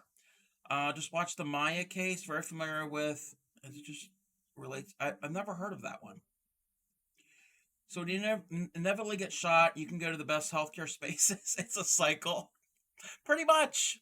Pretty much. I have a friend who, well, she's at a different hospital, but they're both in Baltimore City. Inner city. Well, she's not in the ER anymore, but she was a ER nurse at an inner city hospital in Baltimore, and yeah, yeah. Also, Washington D.C. kind of functions as its own sovereignty. Yes, and we mentioned that Washington D.C. is its own entity. Um, when you are in Washington D.C., you are not in a state. You're in its own separate independent city. The Maya case is about a girl with CRPS, which now Baltimore medical facilities know a lot about it. Oh, I'll have to look into that. I'll definitely have to look into that. Um, but yes, healthcare is a big industry here. Another industry is retail. I mean, we do live in the 21st century in a. This is a I don't want to use the word. I don't want to use the term first world because I don't like that term. But we live in a modern society, and of course, there's going to be retail. That is like a big thing. Um, we also have government. I skipped over it. The symbol in the middle. Government, federal, state, and local. A lot of your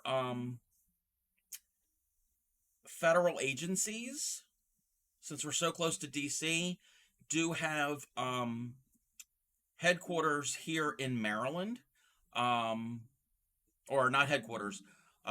Shouldn't say it's not. They're not headquarters, but we do have a lot of jobs related to the federal government in all aspect on aspects of the federal government, and of course state and local. You could tell I could tell you plenty about it. I've had it for 6 years. Oh, oh wow. I'm sorry, lady. So what's your favorite place to eat? I don't know if I have any Maryland specific places to eat. Um, hmm. I'm gonna have to get back, Gary. You're asking all the hard questions. What's my favorite thing to do? And the favorite Maryland thing to do and the favorite place to eat. I mean, I like Cheesecake Factory, but that's not Maryland. That's not a Maryland thing. And it's a place called Red Hot and Blue, but they have locations in Tennessee and Texas and I think Missouri. Hmm. She just won a $260 million settlement against them. Wow, wow. Yeah, I'm gonna have to look into that. I'm gonna have to watch stuff about that. Are you a secret agent? No, I'm not a secret agent. And a Grammy is correct. We are the home of no such agency. Um, but like I said, healthcare, government, and retail. Also fishing. Fishing includes when I mean fishing, not just fish, but crabs, oysters, all of that good stuff, and agriculture. I think Gary, you had asked if we have farms. Yes, we have farms. So those are the main big industries that Maryland is known for. Speaking of industries, we have some international companies that are headquartered here in Maryland. So, Black& Decker. Black& Decker makes power tools and hardware. You can find them everywhere. In Home Depots, Lowe's, Walmart, well, maybe Walmart, Amazon. Black& Decker is headquartered in Towson. Towson is a suburb just north of Baltimore City. Um, of course, it's a secret. We have Discovery Communications. If you have ever watched the Discovery Channel, Animal Planet, the Learning Channel, also known as TLC, they are headquartered in Silver Spring, which is just outside of Washington, D.C. Geico, the insurance company, the cute little gecko that has been around forever. They are insurance company. They're headquartered in Chevy Chase, outside of DC. Yes, we have a town called Chevy Chase. I don't know if it has any relation to why the actor's name is Chevy Chase. For those of us old enough to remember Chevy Chase, um, an Australian gecko selling insurance came from Maryland. Yes, yes. The GE in Geico stands for government. Yes. Government Employee Insurance Company. That's what Geico originally started as. It's now open to anybody. It's not just government employee. Oh, thank you for the follow. I'm hearing the music, and then I'm welcome in. Thank you for the follow. I'm doing a Maryland stream. If you're watching, normally I do crafts, but once a month we're going to do a Maryland themed stream. So yes, Geico is headquartered in Chevy Chase, which is just outside of DC. Lockheed Martin, a defense and aerospace contractor. You've probably heard of um, Lockheed Martin. They are headquartered in Bethesda, which is also outside of DC. Speaking of Bethesda, and I don't have this on the list, those of you that play video games, have you ever heard of Bethesda Gaming? They make Fallout. They make, can't think of anything. They are headquartered in Maryland, in Bethesda, Maryland. So, a little bit of, I should have popped that in there, but I didn't. Marriott Hotels, any of the Marriott, um, that name, they're also headquartered in Bethesda, Maryland. Many times we scream, thanks Bethesda, while playing Fallout. Yes. So, Bethesda's not too far from me.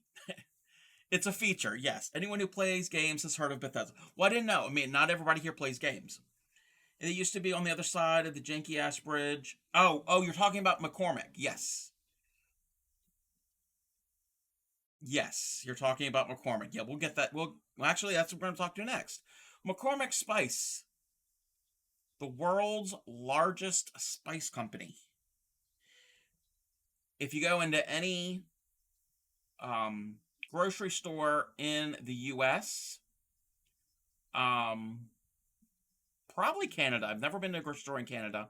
They're also international. They're all over the world. You can find McCormick Spice, and they have a whole long list of companies that are under the that belong to the McCormick Spice brand that is headquartered in Hunt Valley, Maryland, north of um, Baltimore City. I've been past McCormick Spice. I don't know if they process any spice there now, but I remember as a kid driving past McCormick Spice, and I think that's what Lady 1241 is mentioning. Um, the whole area smells incredible, and you can tell what day they're processing what. Like you can definitely tell when they're doing pepper. Yeah, the whole air smells of the spice. Um, I'm trying to catch up. Uh, FYI, Bethesda frequently calls out for playtesters. You get paid in merch. They had a building in Dallas, and I got a lot of Fallout merch that way. Oh, very, very cool. If you're near there, might be fun to sign. Oh, might be fun to sign up. Very cool. They are a corporation. Yes. Um, Pepper days are wild because everyone just sneezing. Yes. Purdue. Anybody eat chicken? Been in the grocery store and you've seen that blue and white label, Purdue. Purdue is headquartered in Salisbury, the eastern part of the state, not too far from the ocean. About Salisbury is about 20, 30 minutes or so, roughly, from the ocean. Um, and then Under Armour, anybody who's athletic or not athletic, I mean, you can wear it.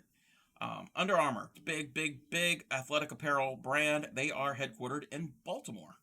So, well-known international companies that you've probably heard about all of these. They are Maryland companies. All right. So now becomes the fun part. Well, somewhat fun. We're going to talk about people that are associated with Maryland. Either they were born here, they grew up here, they've spent a lot of time here. Mostly if they were born here and spent a portion of their life here. So famous people that are from Maryland. The list is really, really long. I wasn't going to include everybody. Joe Biden is not from Maryland. He was born in Pennsylvania and lived and was a senator from Delaware. Close. Mary? There's lots of Marys in the state. So, these are some musicians that have Maryland connections. So, you ever heard of Joan Jett? Those of us who are of a certain age that grew up in the 70s and 80s are familiar with Joan Jett. Joan Jett went to junior high and high school in Montgomery County, which is outside of D.C. She's known for hit songs like I Love Rock and Roll, Bad Reputation, I Hate Myself for Loving You, and she was the headliner of, thank you Fairy Dust, of Joan Jett and the Blackhearts. And let's hear some Joan Jett.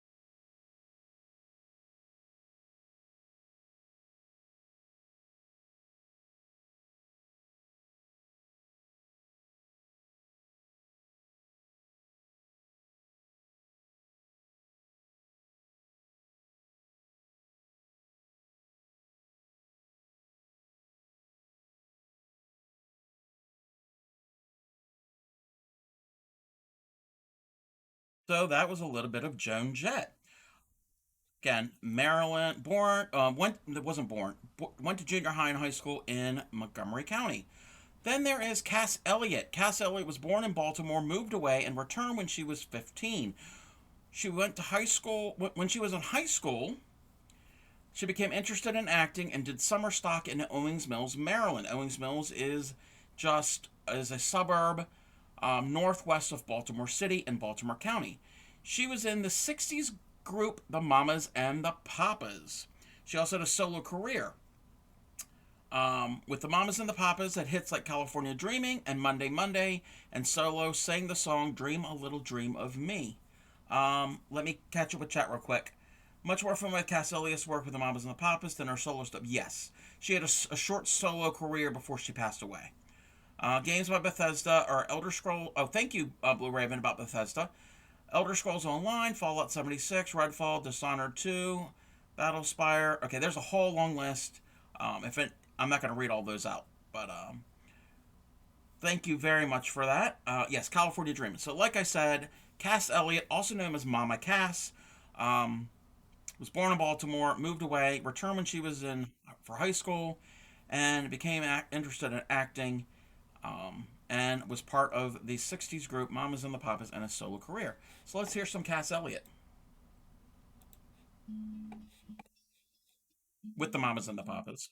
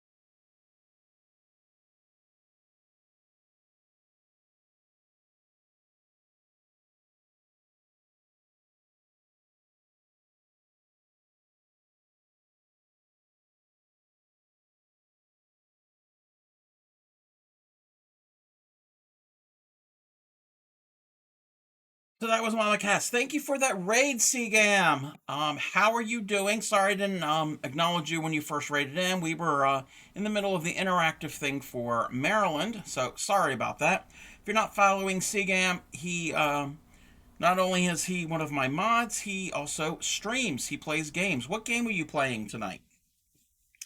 Um, Welcome in. Those who come in on the raid, I am the Crafty Cub, mostly crafts, but tonight we are doing a Maryland themed stream. We're talking about Famous people that are associated with the state of Maryland.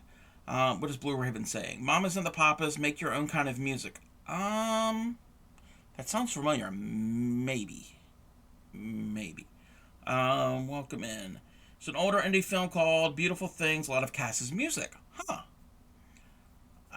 I'll have to check that out. C-Game was playing Red Dead Redemption. Is that correct? See, I'm learning. I'm learning some of the video game stuff.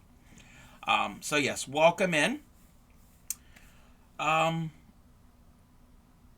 I said, that was Mama Cass, again, of the Mamas and the Papas fame. Then we have Rick Ocasek. Anybody who is a Gen Xer. Again, not only Joan Jett, but also Rick Ocasek. Welcome back, Claymiko. Welcome back. Rick Ocasek was the lead singer of the band The Cars. He was born and raised in Baltimore. With The Cars, he had hit songs. They had hit songs with "Just What I Needed," "My Best Friend's Girl," "Shake It Up," and "Drive." "Drive" is my favorite Cars song. Love that song. So let's hear some The Cars featuring Rick Ocasek.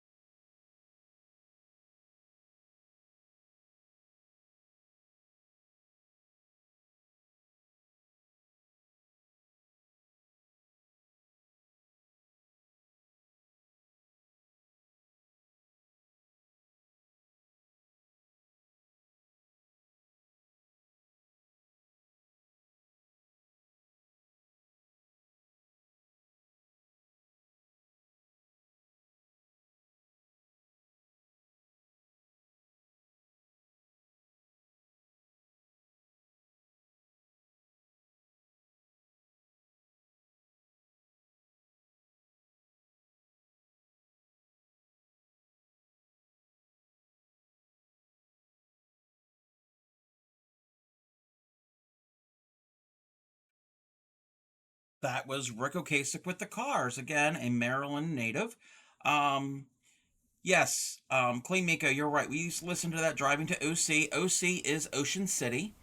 Um, so yeah, and just what I needed was the theme song for Circuit City. If we better remember Circuit City, can be background music. Like what Knitter Girl said. Yeah, be careful with DMC strikes. I have played um, copyrighted music on my stream. I don't have it uploaded. Any of the audio from my computer doesn't get uploaded to the VOD or the YouTube. So if they did, they would probably have to do it live while I'm streaming. I haven't had any issues yet. I'll keep that in mind. Again, I try not to do it as often, but these little clips I think are going to be okay because I'm not playing the full song. But just yeah, just to be on the safe side. Memories, yes, I love that band, the Cars, not the Crawls. Me, I drove you everywhere. What is Fairy just saying? Traveling Cheddar, you made an extremely clever pun about the name Mary earlier. Just got it. Sometimes it takes the gumball a long time to travel down the chute. Yes, famous people associated with Mary, with Maryland. Mary. Okay, another musician that is associated with Maryland is Billie Holiday. Might not be familiar with her. She was a jazz and swing singer from the 40s and 50s, and I think into the 60s. She spent her younger years in Baltimore. Let's listen to some Billie.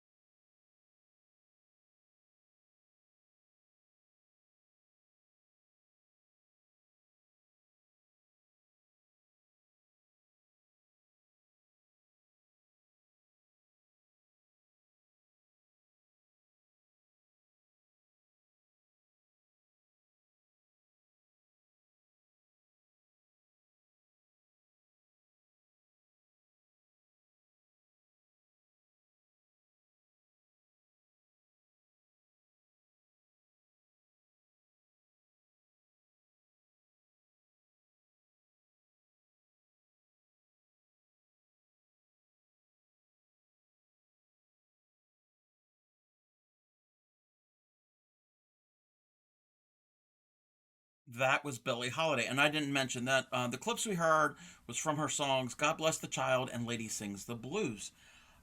Yes, Claymaker. Don't forget Tony Braxton. She went to North County. I think she actually went to Arundel. That's her high school's local. Anyway, one of the two. Love Billie, and yes, she's right here.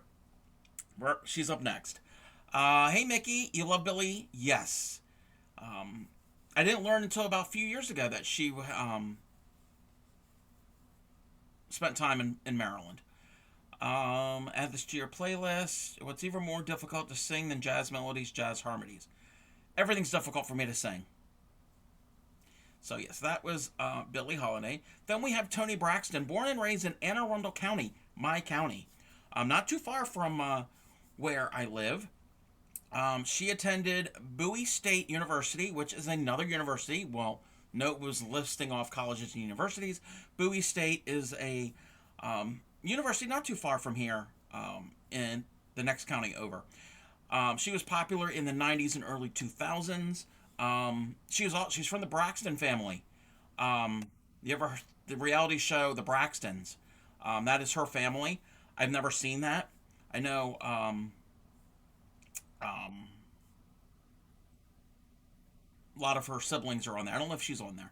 Um, You're gonna play some good Charlotte. I was gonna do that. I just didn't. Didn't have enough. We can always visit that.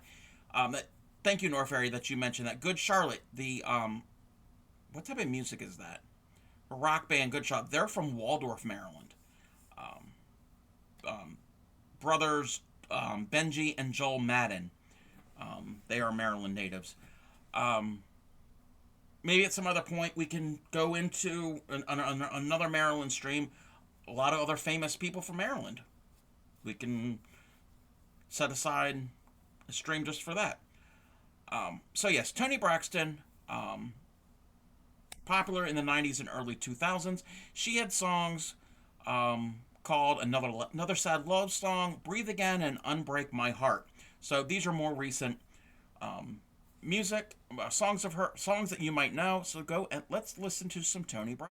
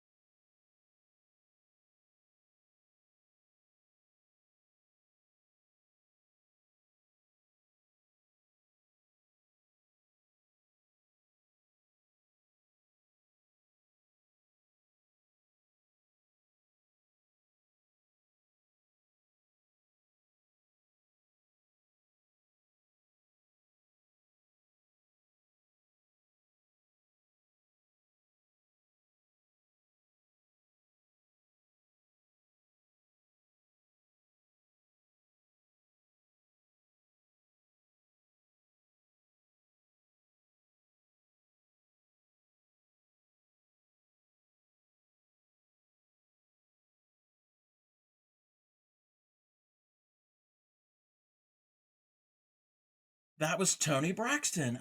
No, don't wake up the little one. Don't wake up the and no, Norfair. You do not need an excuse to drink. Welcome in, Anna. Putting on your makeup, vibing to great music. Thank you. We're doing our Maryland stream, and these are people that are associated with the state. So those are some musicians, just a few musicians. Um, no, there's not going to be any other music or sounds or anything coming that we have to listen to. Let me move. Turn the volume down. Let's bring back actual background music. Okay. This music we're listening to in the background, it's not Maryland specific. It's just some classical music. DJ Club. Yes, yes, Clay Miko. Yeah, we already played the Cars. Rico Kasich, pictured above pictured above Tony Braxton. That was the Cars. I'll put some thought into this. Yes, yes, I did. Um,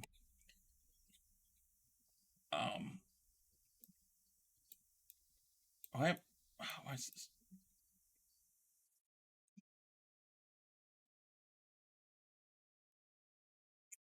I did put some a lot of thought behind this presentation.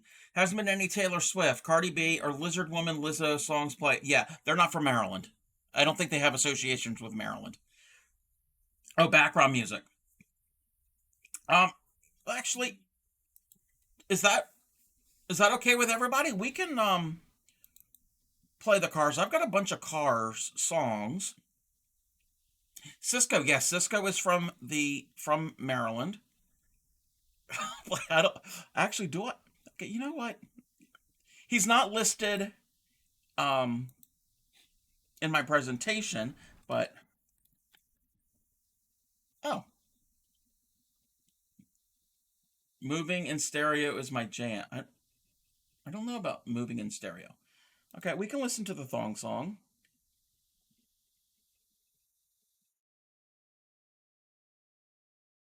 Wait, why isn't it loud?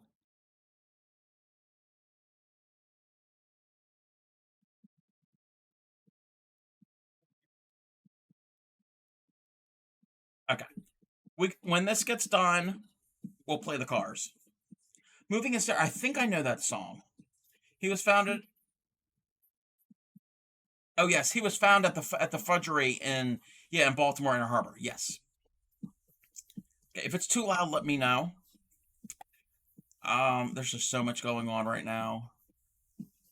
Um, all right. So the next thing is actors and directors that have associated with Maryland. Edward Norton. Anybody ever heard of Edward Norton? He was in the movie Fight Club. He was the one that was counter far from being too loud. Okay. He was the one that starred opposite Brad Pitt. He was in Red Dragon. There's a bunch of other things that he was in. I can't think of anything off the top of my head. Death to Smoochie, yes. Um, little bit of information, and this is more local Maryland people that would know this. Um, Edward Norton, he is the grandson of James Rouse. James Rouse is the one who planned um, Columbia, Maryland. His clan, he grew up in Howard County. He wasn't born in Maryland, but he grew up in Howard County. And like I said, his grandfather is the one who American History X. Yes, his grandfather is the one who developed the town of Columbia, Maryland, and a bunch of other different things. Big developer. Um, so then we have David Hasselhoff. Yes, David Hasselhoff, star of Knight Rider and Baywatch, and a whole bunch of other things. He had a small, not in the U.S. He had in Europe. He had a singing career. He was very popular in Germany. Yes, this song. David Hasselhoff was born and I think grew up part of his childhood um, in Baltimore. Edwards and the Glass Onion. I've never heard of the Glass Onion. Some of these celebs on the screen are triggering me. Why are they triggering you? Then we have John Aston. Can't believe you didn't have Hasselhoff listed as a singer. Pissing off the. Yeah. Sorry, Germans. John Aston. John Aston is still alive. He's in his late 90s. He played Gomez Adams, like BX Stone mentioned. He played Gomez Adams in the 1960s TV show. He was born in Maryland, lived in Montgomery County, and attended Johns Hopkins University. He's a big Edgar Allan Poe fan. I know he would portray Edgar Allan Poe on stage. I don't think he does it anymore because of his age. But yes, John Astin, who was also married to Patty Duke. If you're familiar with Patty Duke, he is the not the actual biological father, but the adoptive father of the actor Sean Astin, who has been in everything. He was in Goonies, in Lord of the Ring movies. He's been in a bunch of different things. Yes, he adopted Sean. Yes. Julia Louis Dreyfus. She attended high school in Montgomery County. She starred in TV shows Seinfeld and Veep. Yep, she wasn't born in Maryland, but she went to she lived when they were. Oh, that's not no, that has nothing to do with that. Um, Give me a second. Um, Having some issues. Um,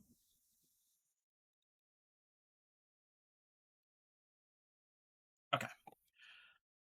Like I said, she went to school in Montgomery County.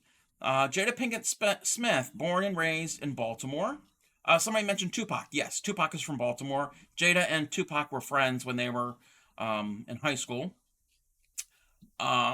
She starred in The Nutty Professor with Eddie Murphy, Set It Off, The Matrix Reloaded, and Matrix Revolutions. She's married to Will Smith.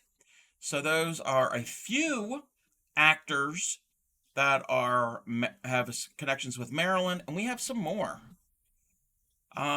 We have Goldie Hawn.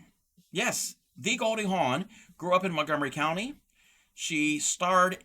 Thought she was kind of cool when she was in a metal. Who was in a metal band?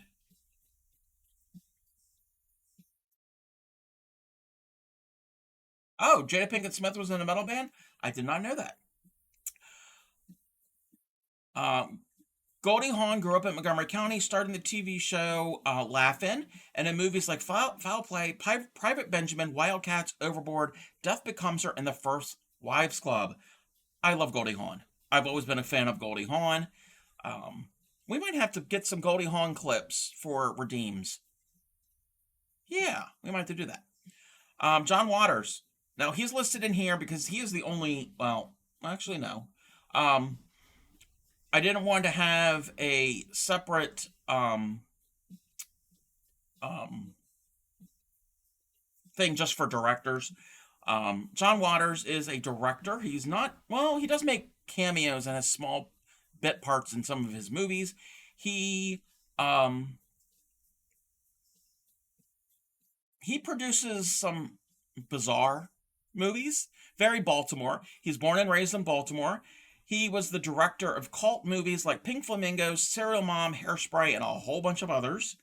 I love John Waters films. You kind of have to have that demented sense of humor and that what's the irreverent sense of humor. That's what it is to appreciate John Waters films. John Waters is an eccentric conversation on its own. Yes, he is great. Wait, whose lips are amazing? John Waters. That's actually his little pencil mustache. Good Morning Baltimore. Yes. Then we have Divine. Divine was a I'm being kidnapped to get drinks, desserts at Applebee's. Ooh, get some yum yums for us. Divine was a very well known um, drag artist who starred in many of John Waters' films. Divine was born and raised in Baltimore County. They were John Waters and Divine. His real name is Glenn Harris Milstead. They were friends in high school. And Divine starred in Pink Flamingos and the original Hairspray, not the reboot, because Divine actually sadly passed away back in the 80s. Um, so we have Divine. We have Jim Henson. Jim Henson grew up in Prince George's County and attended the University of Maryland at College Park. He is the puppeteer that created the Muppets, Sesame Street, Fraggle Rock, Kermit the Frog, Miss Piggy, Grover, you name it. The Dark Crystal. Those are all Jim Henson. There's tons of them. John Waters did Crybaby. Yes, yes. Um, then there's Linda Hamilton. Linda Hamilton was born and raised in Wacomico County, over in the Eastern Shore, almost to the ocean. He should be on the Maryland. Who should be on the Maryland flag? All of them. Linda Hamilton went to college at Washington College in Kent County, also on the Eastern Shore. She starred in the Terminator movies, playing Sarah Connor, and the TV show Beauty and the Beast. Not the Disney movie. It was a TV show in the late 80s, early 90s. It was more of a dramatic. It was not a comedy. It was not for children. So, those are some actors and directors that are associated with the state. Now we have a TV personality. Have you ever seen the TV show Dirty Jobs? It's hosted by Mike Rowe. Mike Rowe is from the Baltimore County area.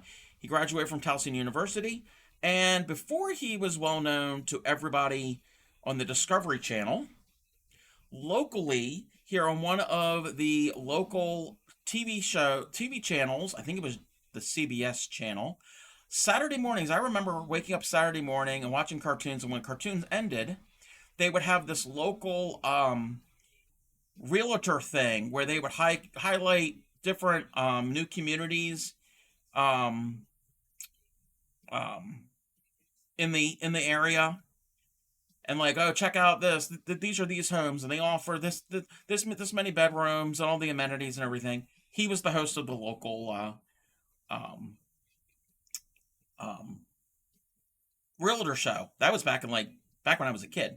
So yes, I renew something state specific for him. You renew or you know? He has a whiskey brand. I did not know that. Watch out! You watch his podcast all the time. He is great. Love that show. The guy that played the Beast. Beauty and the Beast. Oh, renewed is a state specific. Okay, okay. I'm trying to catch up. Fairy Dust says, love that show. They're talking about Beauty and the Beast with Linda Hamilton. The guy that played the Beast is more attractive than the Beast, than how he normally looked. Ron Perlman. Yes, Ron Perlman. So that's a TV personality that is well known. Have you ever heard of an athlete called Michael Phelps? Michael Phelps was born and raised in Baltimore County. He's an Olympic swimmer, and he holds the title for the most Olympic gold medals for anybody in the world. He has 23. He is a Maryland, a Baltimore County native. Let me see what else. We're almost to the end. God, I've been going for 3 hours. All right, so some authors. We have some famous authors that are associated with Maryland. Edgar Allan Poe. You ever heard of Edgar Allan Poe? Um, that is the reason why our football team. Thank you for the hydrate, Tatter. Um, that is why our football team is named the Baltimore Ravens, because of the poem "The Raven" from Edgar Allan Poe. Norfair says, I think a cereal company dropped sponsorship for Michael Phelps and 98 Rock today. Poo on the cereal boxes for charity event to show the sport. Yeah, I heard about that. 98 Rock is a Baltimore rock station. Been around forever. Poe spent time in Baltimore with his aunt when he was in his early 20s. He moved back in his late 20s to marry his cousin. Yes, he married his cousin. He died in Baltimore and is buried here. When I was in elementary school, we did take a field trip to where he is buried. So I have been to his grave. It's in downtown Baltimore. Thank you for the stretch, Blue Raven.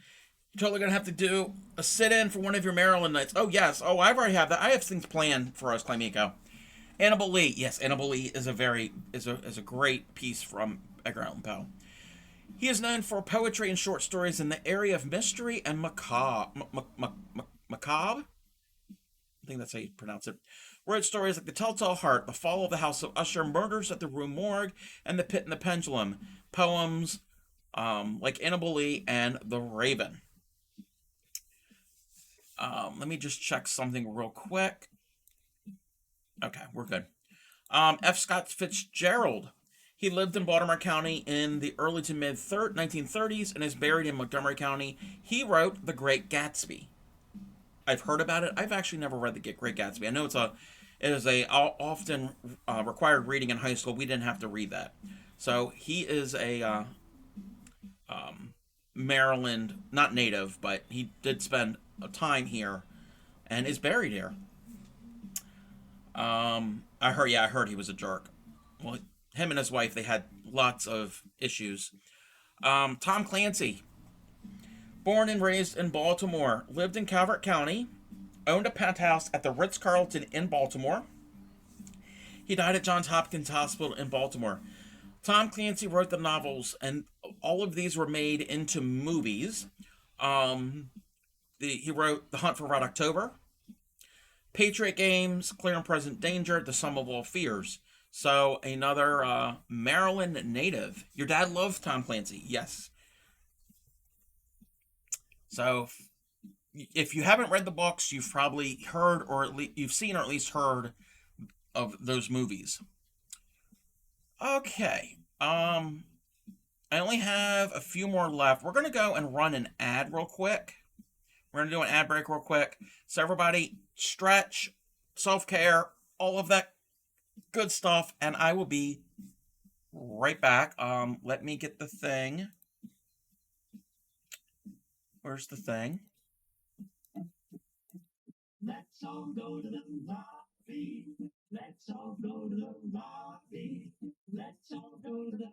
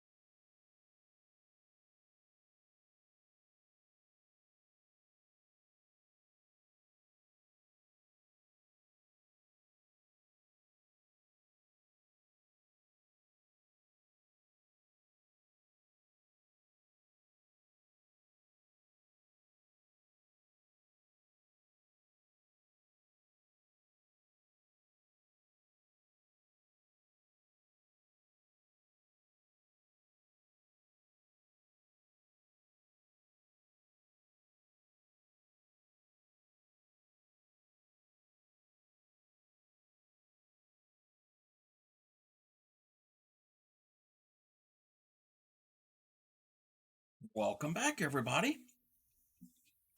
Alrighty. You've read many of Tom Clancy's books. Bladder relief. Yeah, bladder relief. Okay, only a couple more slides left. We're nearing the end. There are some famous lawyers that are associated. Well, both of these were born in Maryland. Thurgood Marshall, born in Baltimore, moved away but moved back when he was young. He was the lawyer. Let me turn my volume down a little bit. He was a lawyer that tried the case of Brown versus the Board of Education. If you've ever heard of that case, I think it was the Board of Education of Kansas. Yeah. That was the Supreme Court case that ended segregation in public schools in the United States. And he was also, yes, there is a movie about it, yes. He was also the very first African American Supreme Court justice. So, yes, he is a Maryland native. And Maryland's,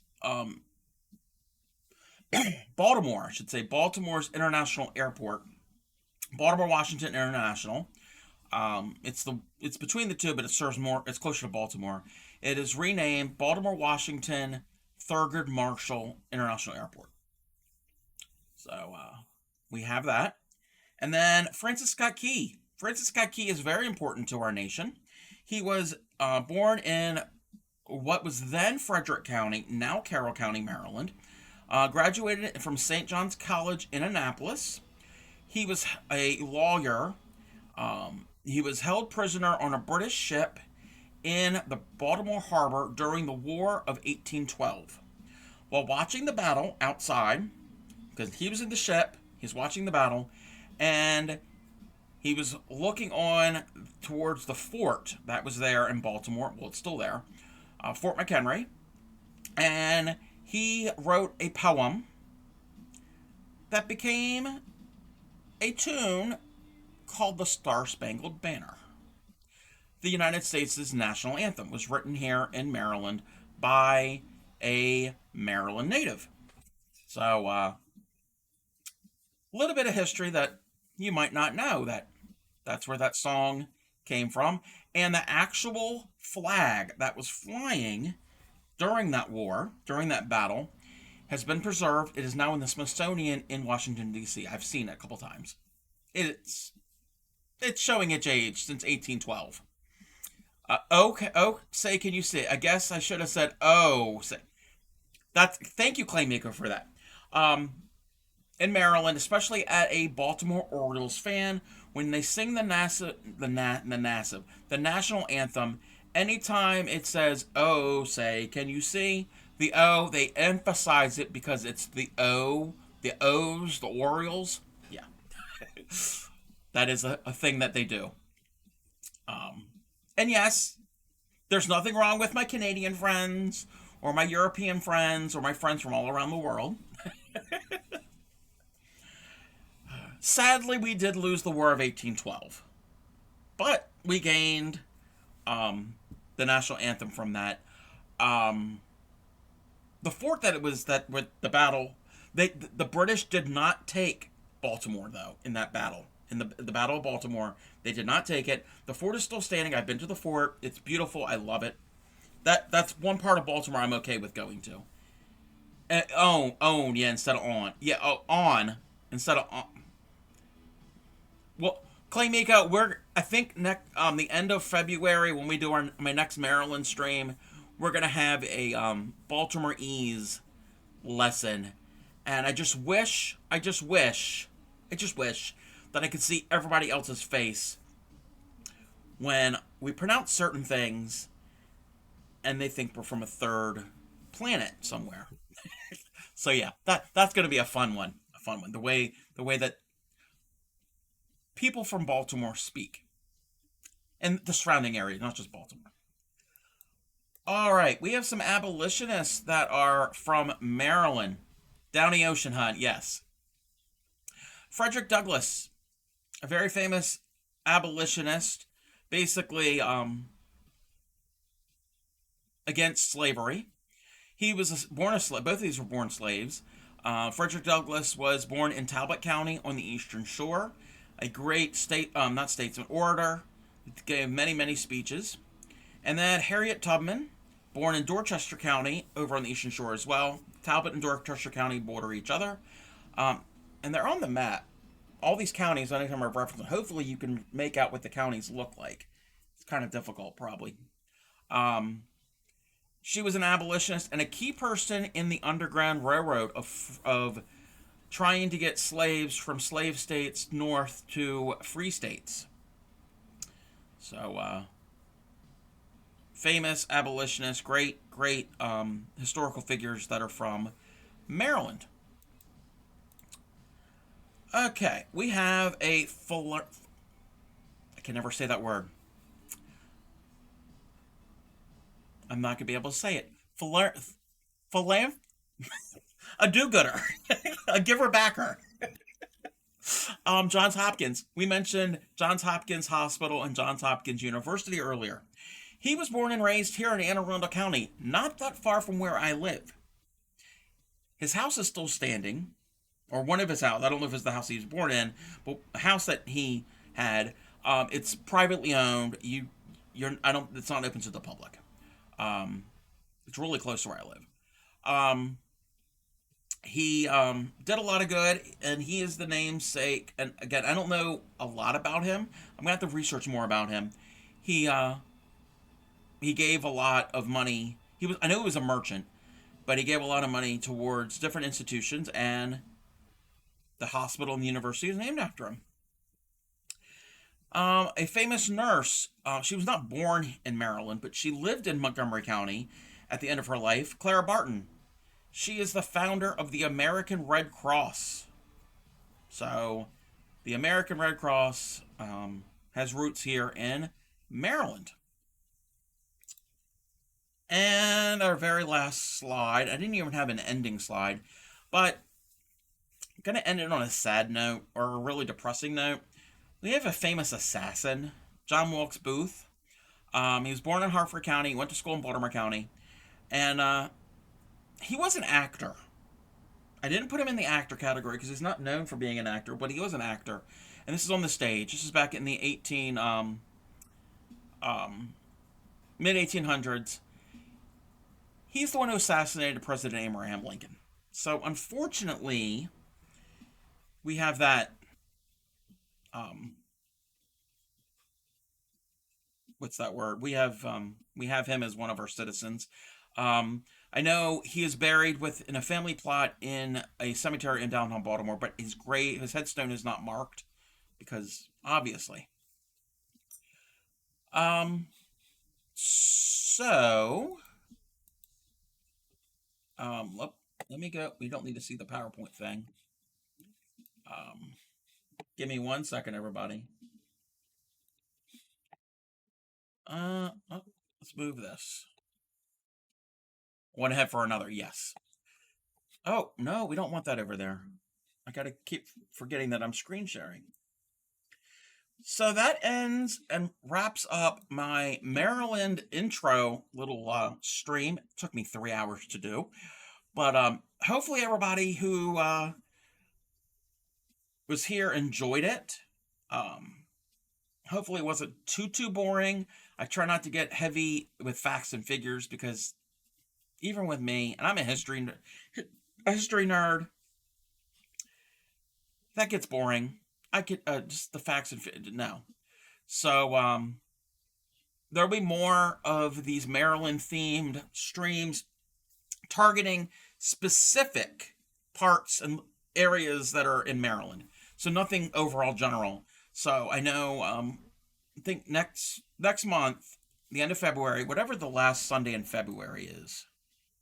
What date is that? The 25th. I think it's on my calendar. The 25th, I think we're gonna do we might have to expand it, but part of it is going to be the accent, the Maryland Baltimore accent.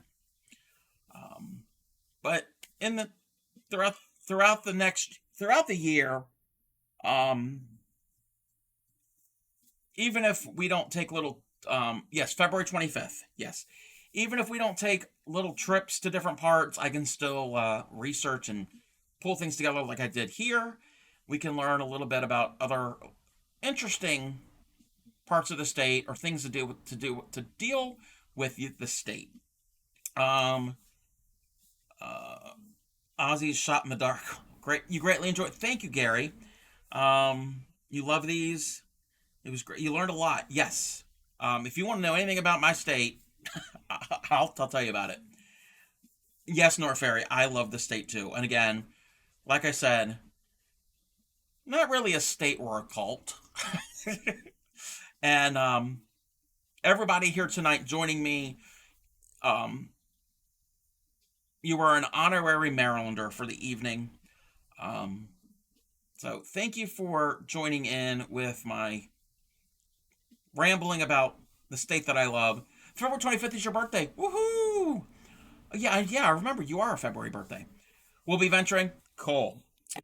Okay, with that being said, we're going to find somebody to raid out to, and I don't even know who was on, because I wasn't even paying attention to Twitch.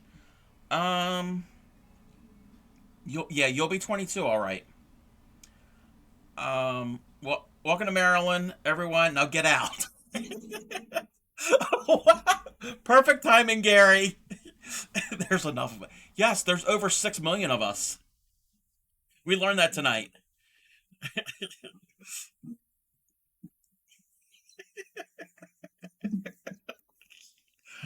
Okay. Um, um, um, um.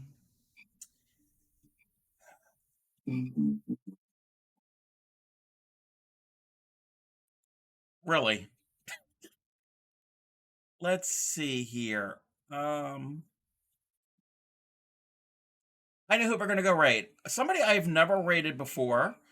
They are a Moco Loco. I think Tatter, was it you? Yeah, I think you rated them the other day. Maybe. Before we do that, I'm not gonna shout out.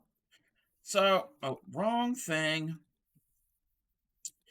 I have a YouTube channel. Check out the YouTube channel. This video here, all this information, those 3 hour not action packed, fact packed out stream will be on the YouTube channel, so you can rewatch it. And if you want to learn anything about my state, you can go back.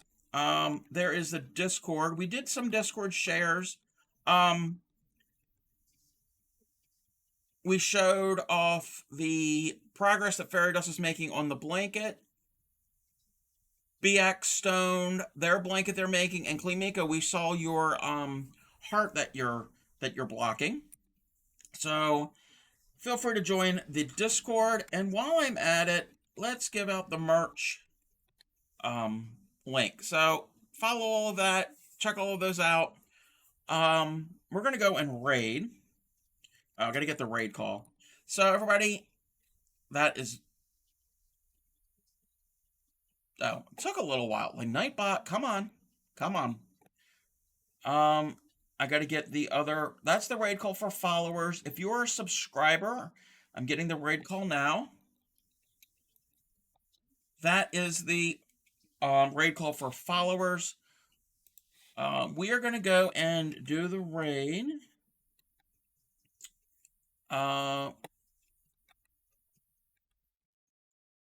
So I will be on again Tuesday night at 6 p.m. We're doing the fantail crocheted stitch. So tune in for that. We're going to get back to crafting. Again, this Maryland streams are only once a month. We're going to go raid somebody who is crafting right now. We're going to go raid Archeros. They are doing some wood carving. I think Tatter, you raided into them. Maybe it was you. Somebody raided into them the other day, and they're doing this really, really pretty, really cool looking collection of aquatic life carved out of wood. They did a turtle. There is a fish that looks like Dory and a fish that looks like Nemo. So I guess I don't know what the blue fish is. The clownfish. That's Nemo. So everybody stick around for the raid. Like I said, I will be on Tuesday night at 6 p.m. Eastern. copy those raid calls. Thank you, everyone, for sitting here with me and learning about my state. I love to talk about it.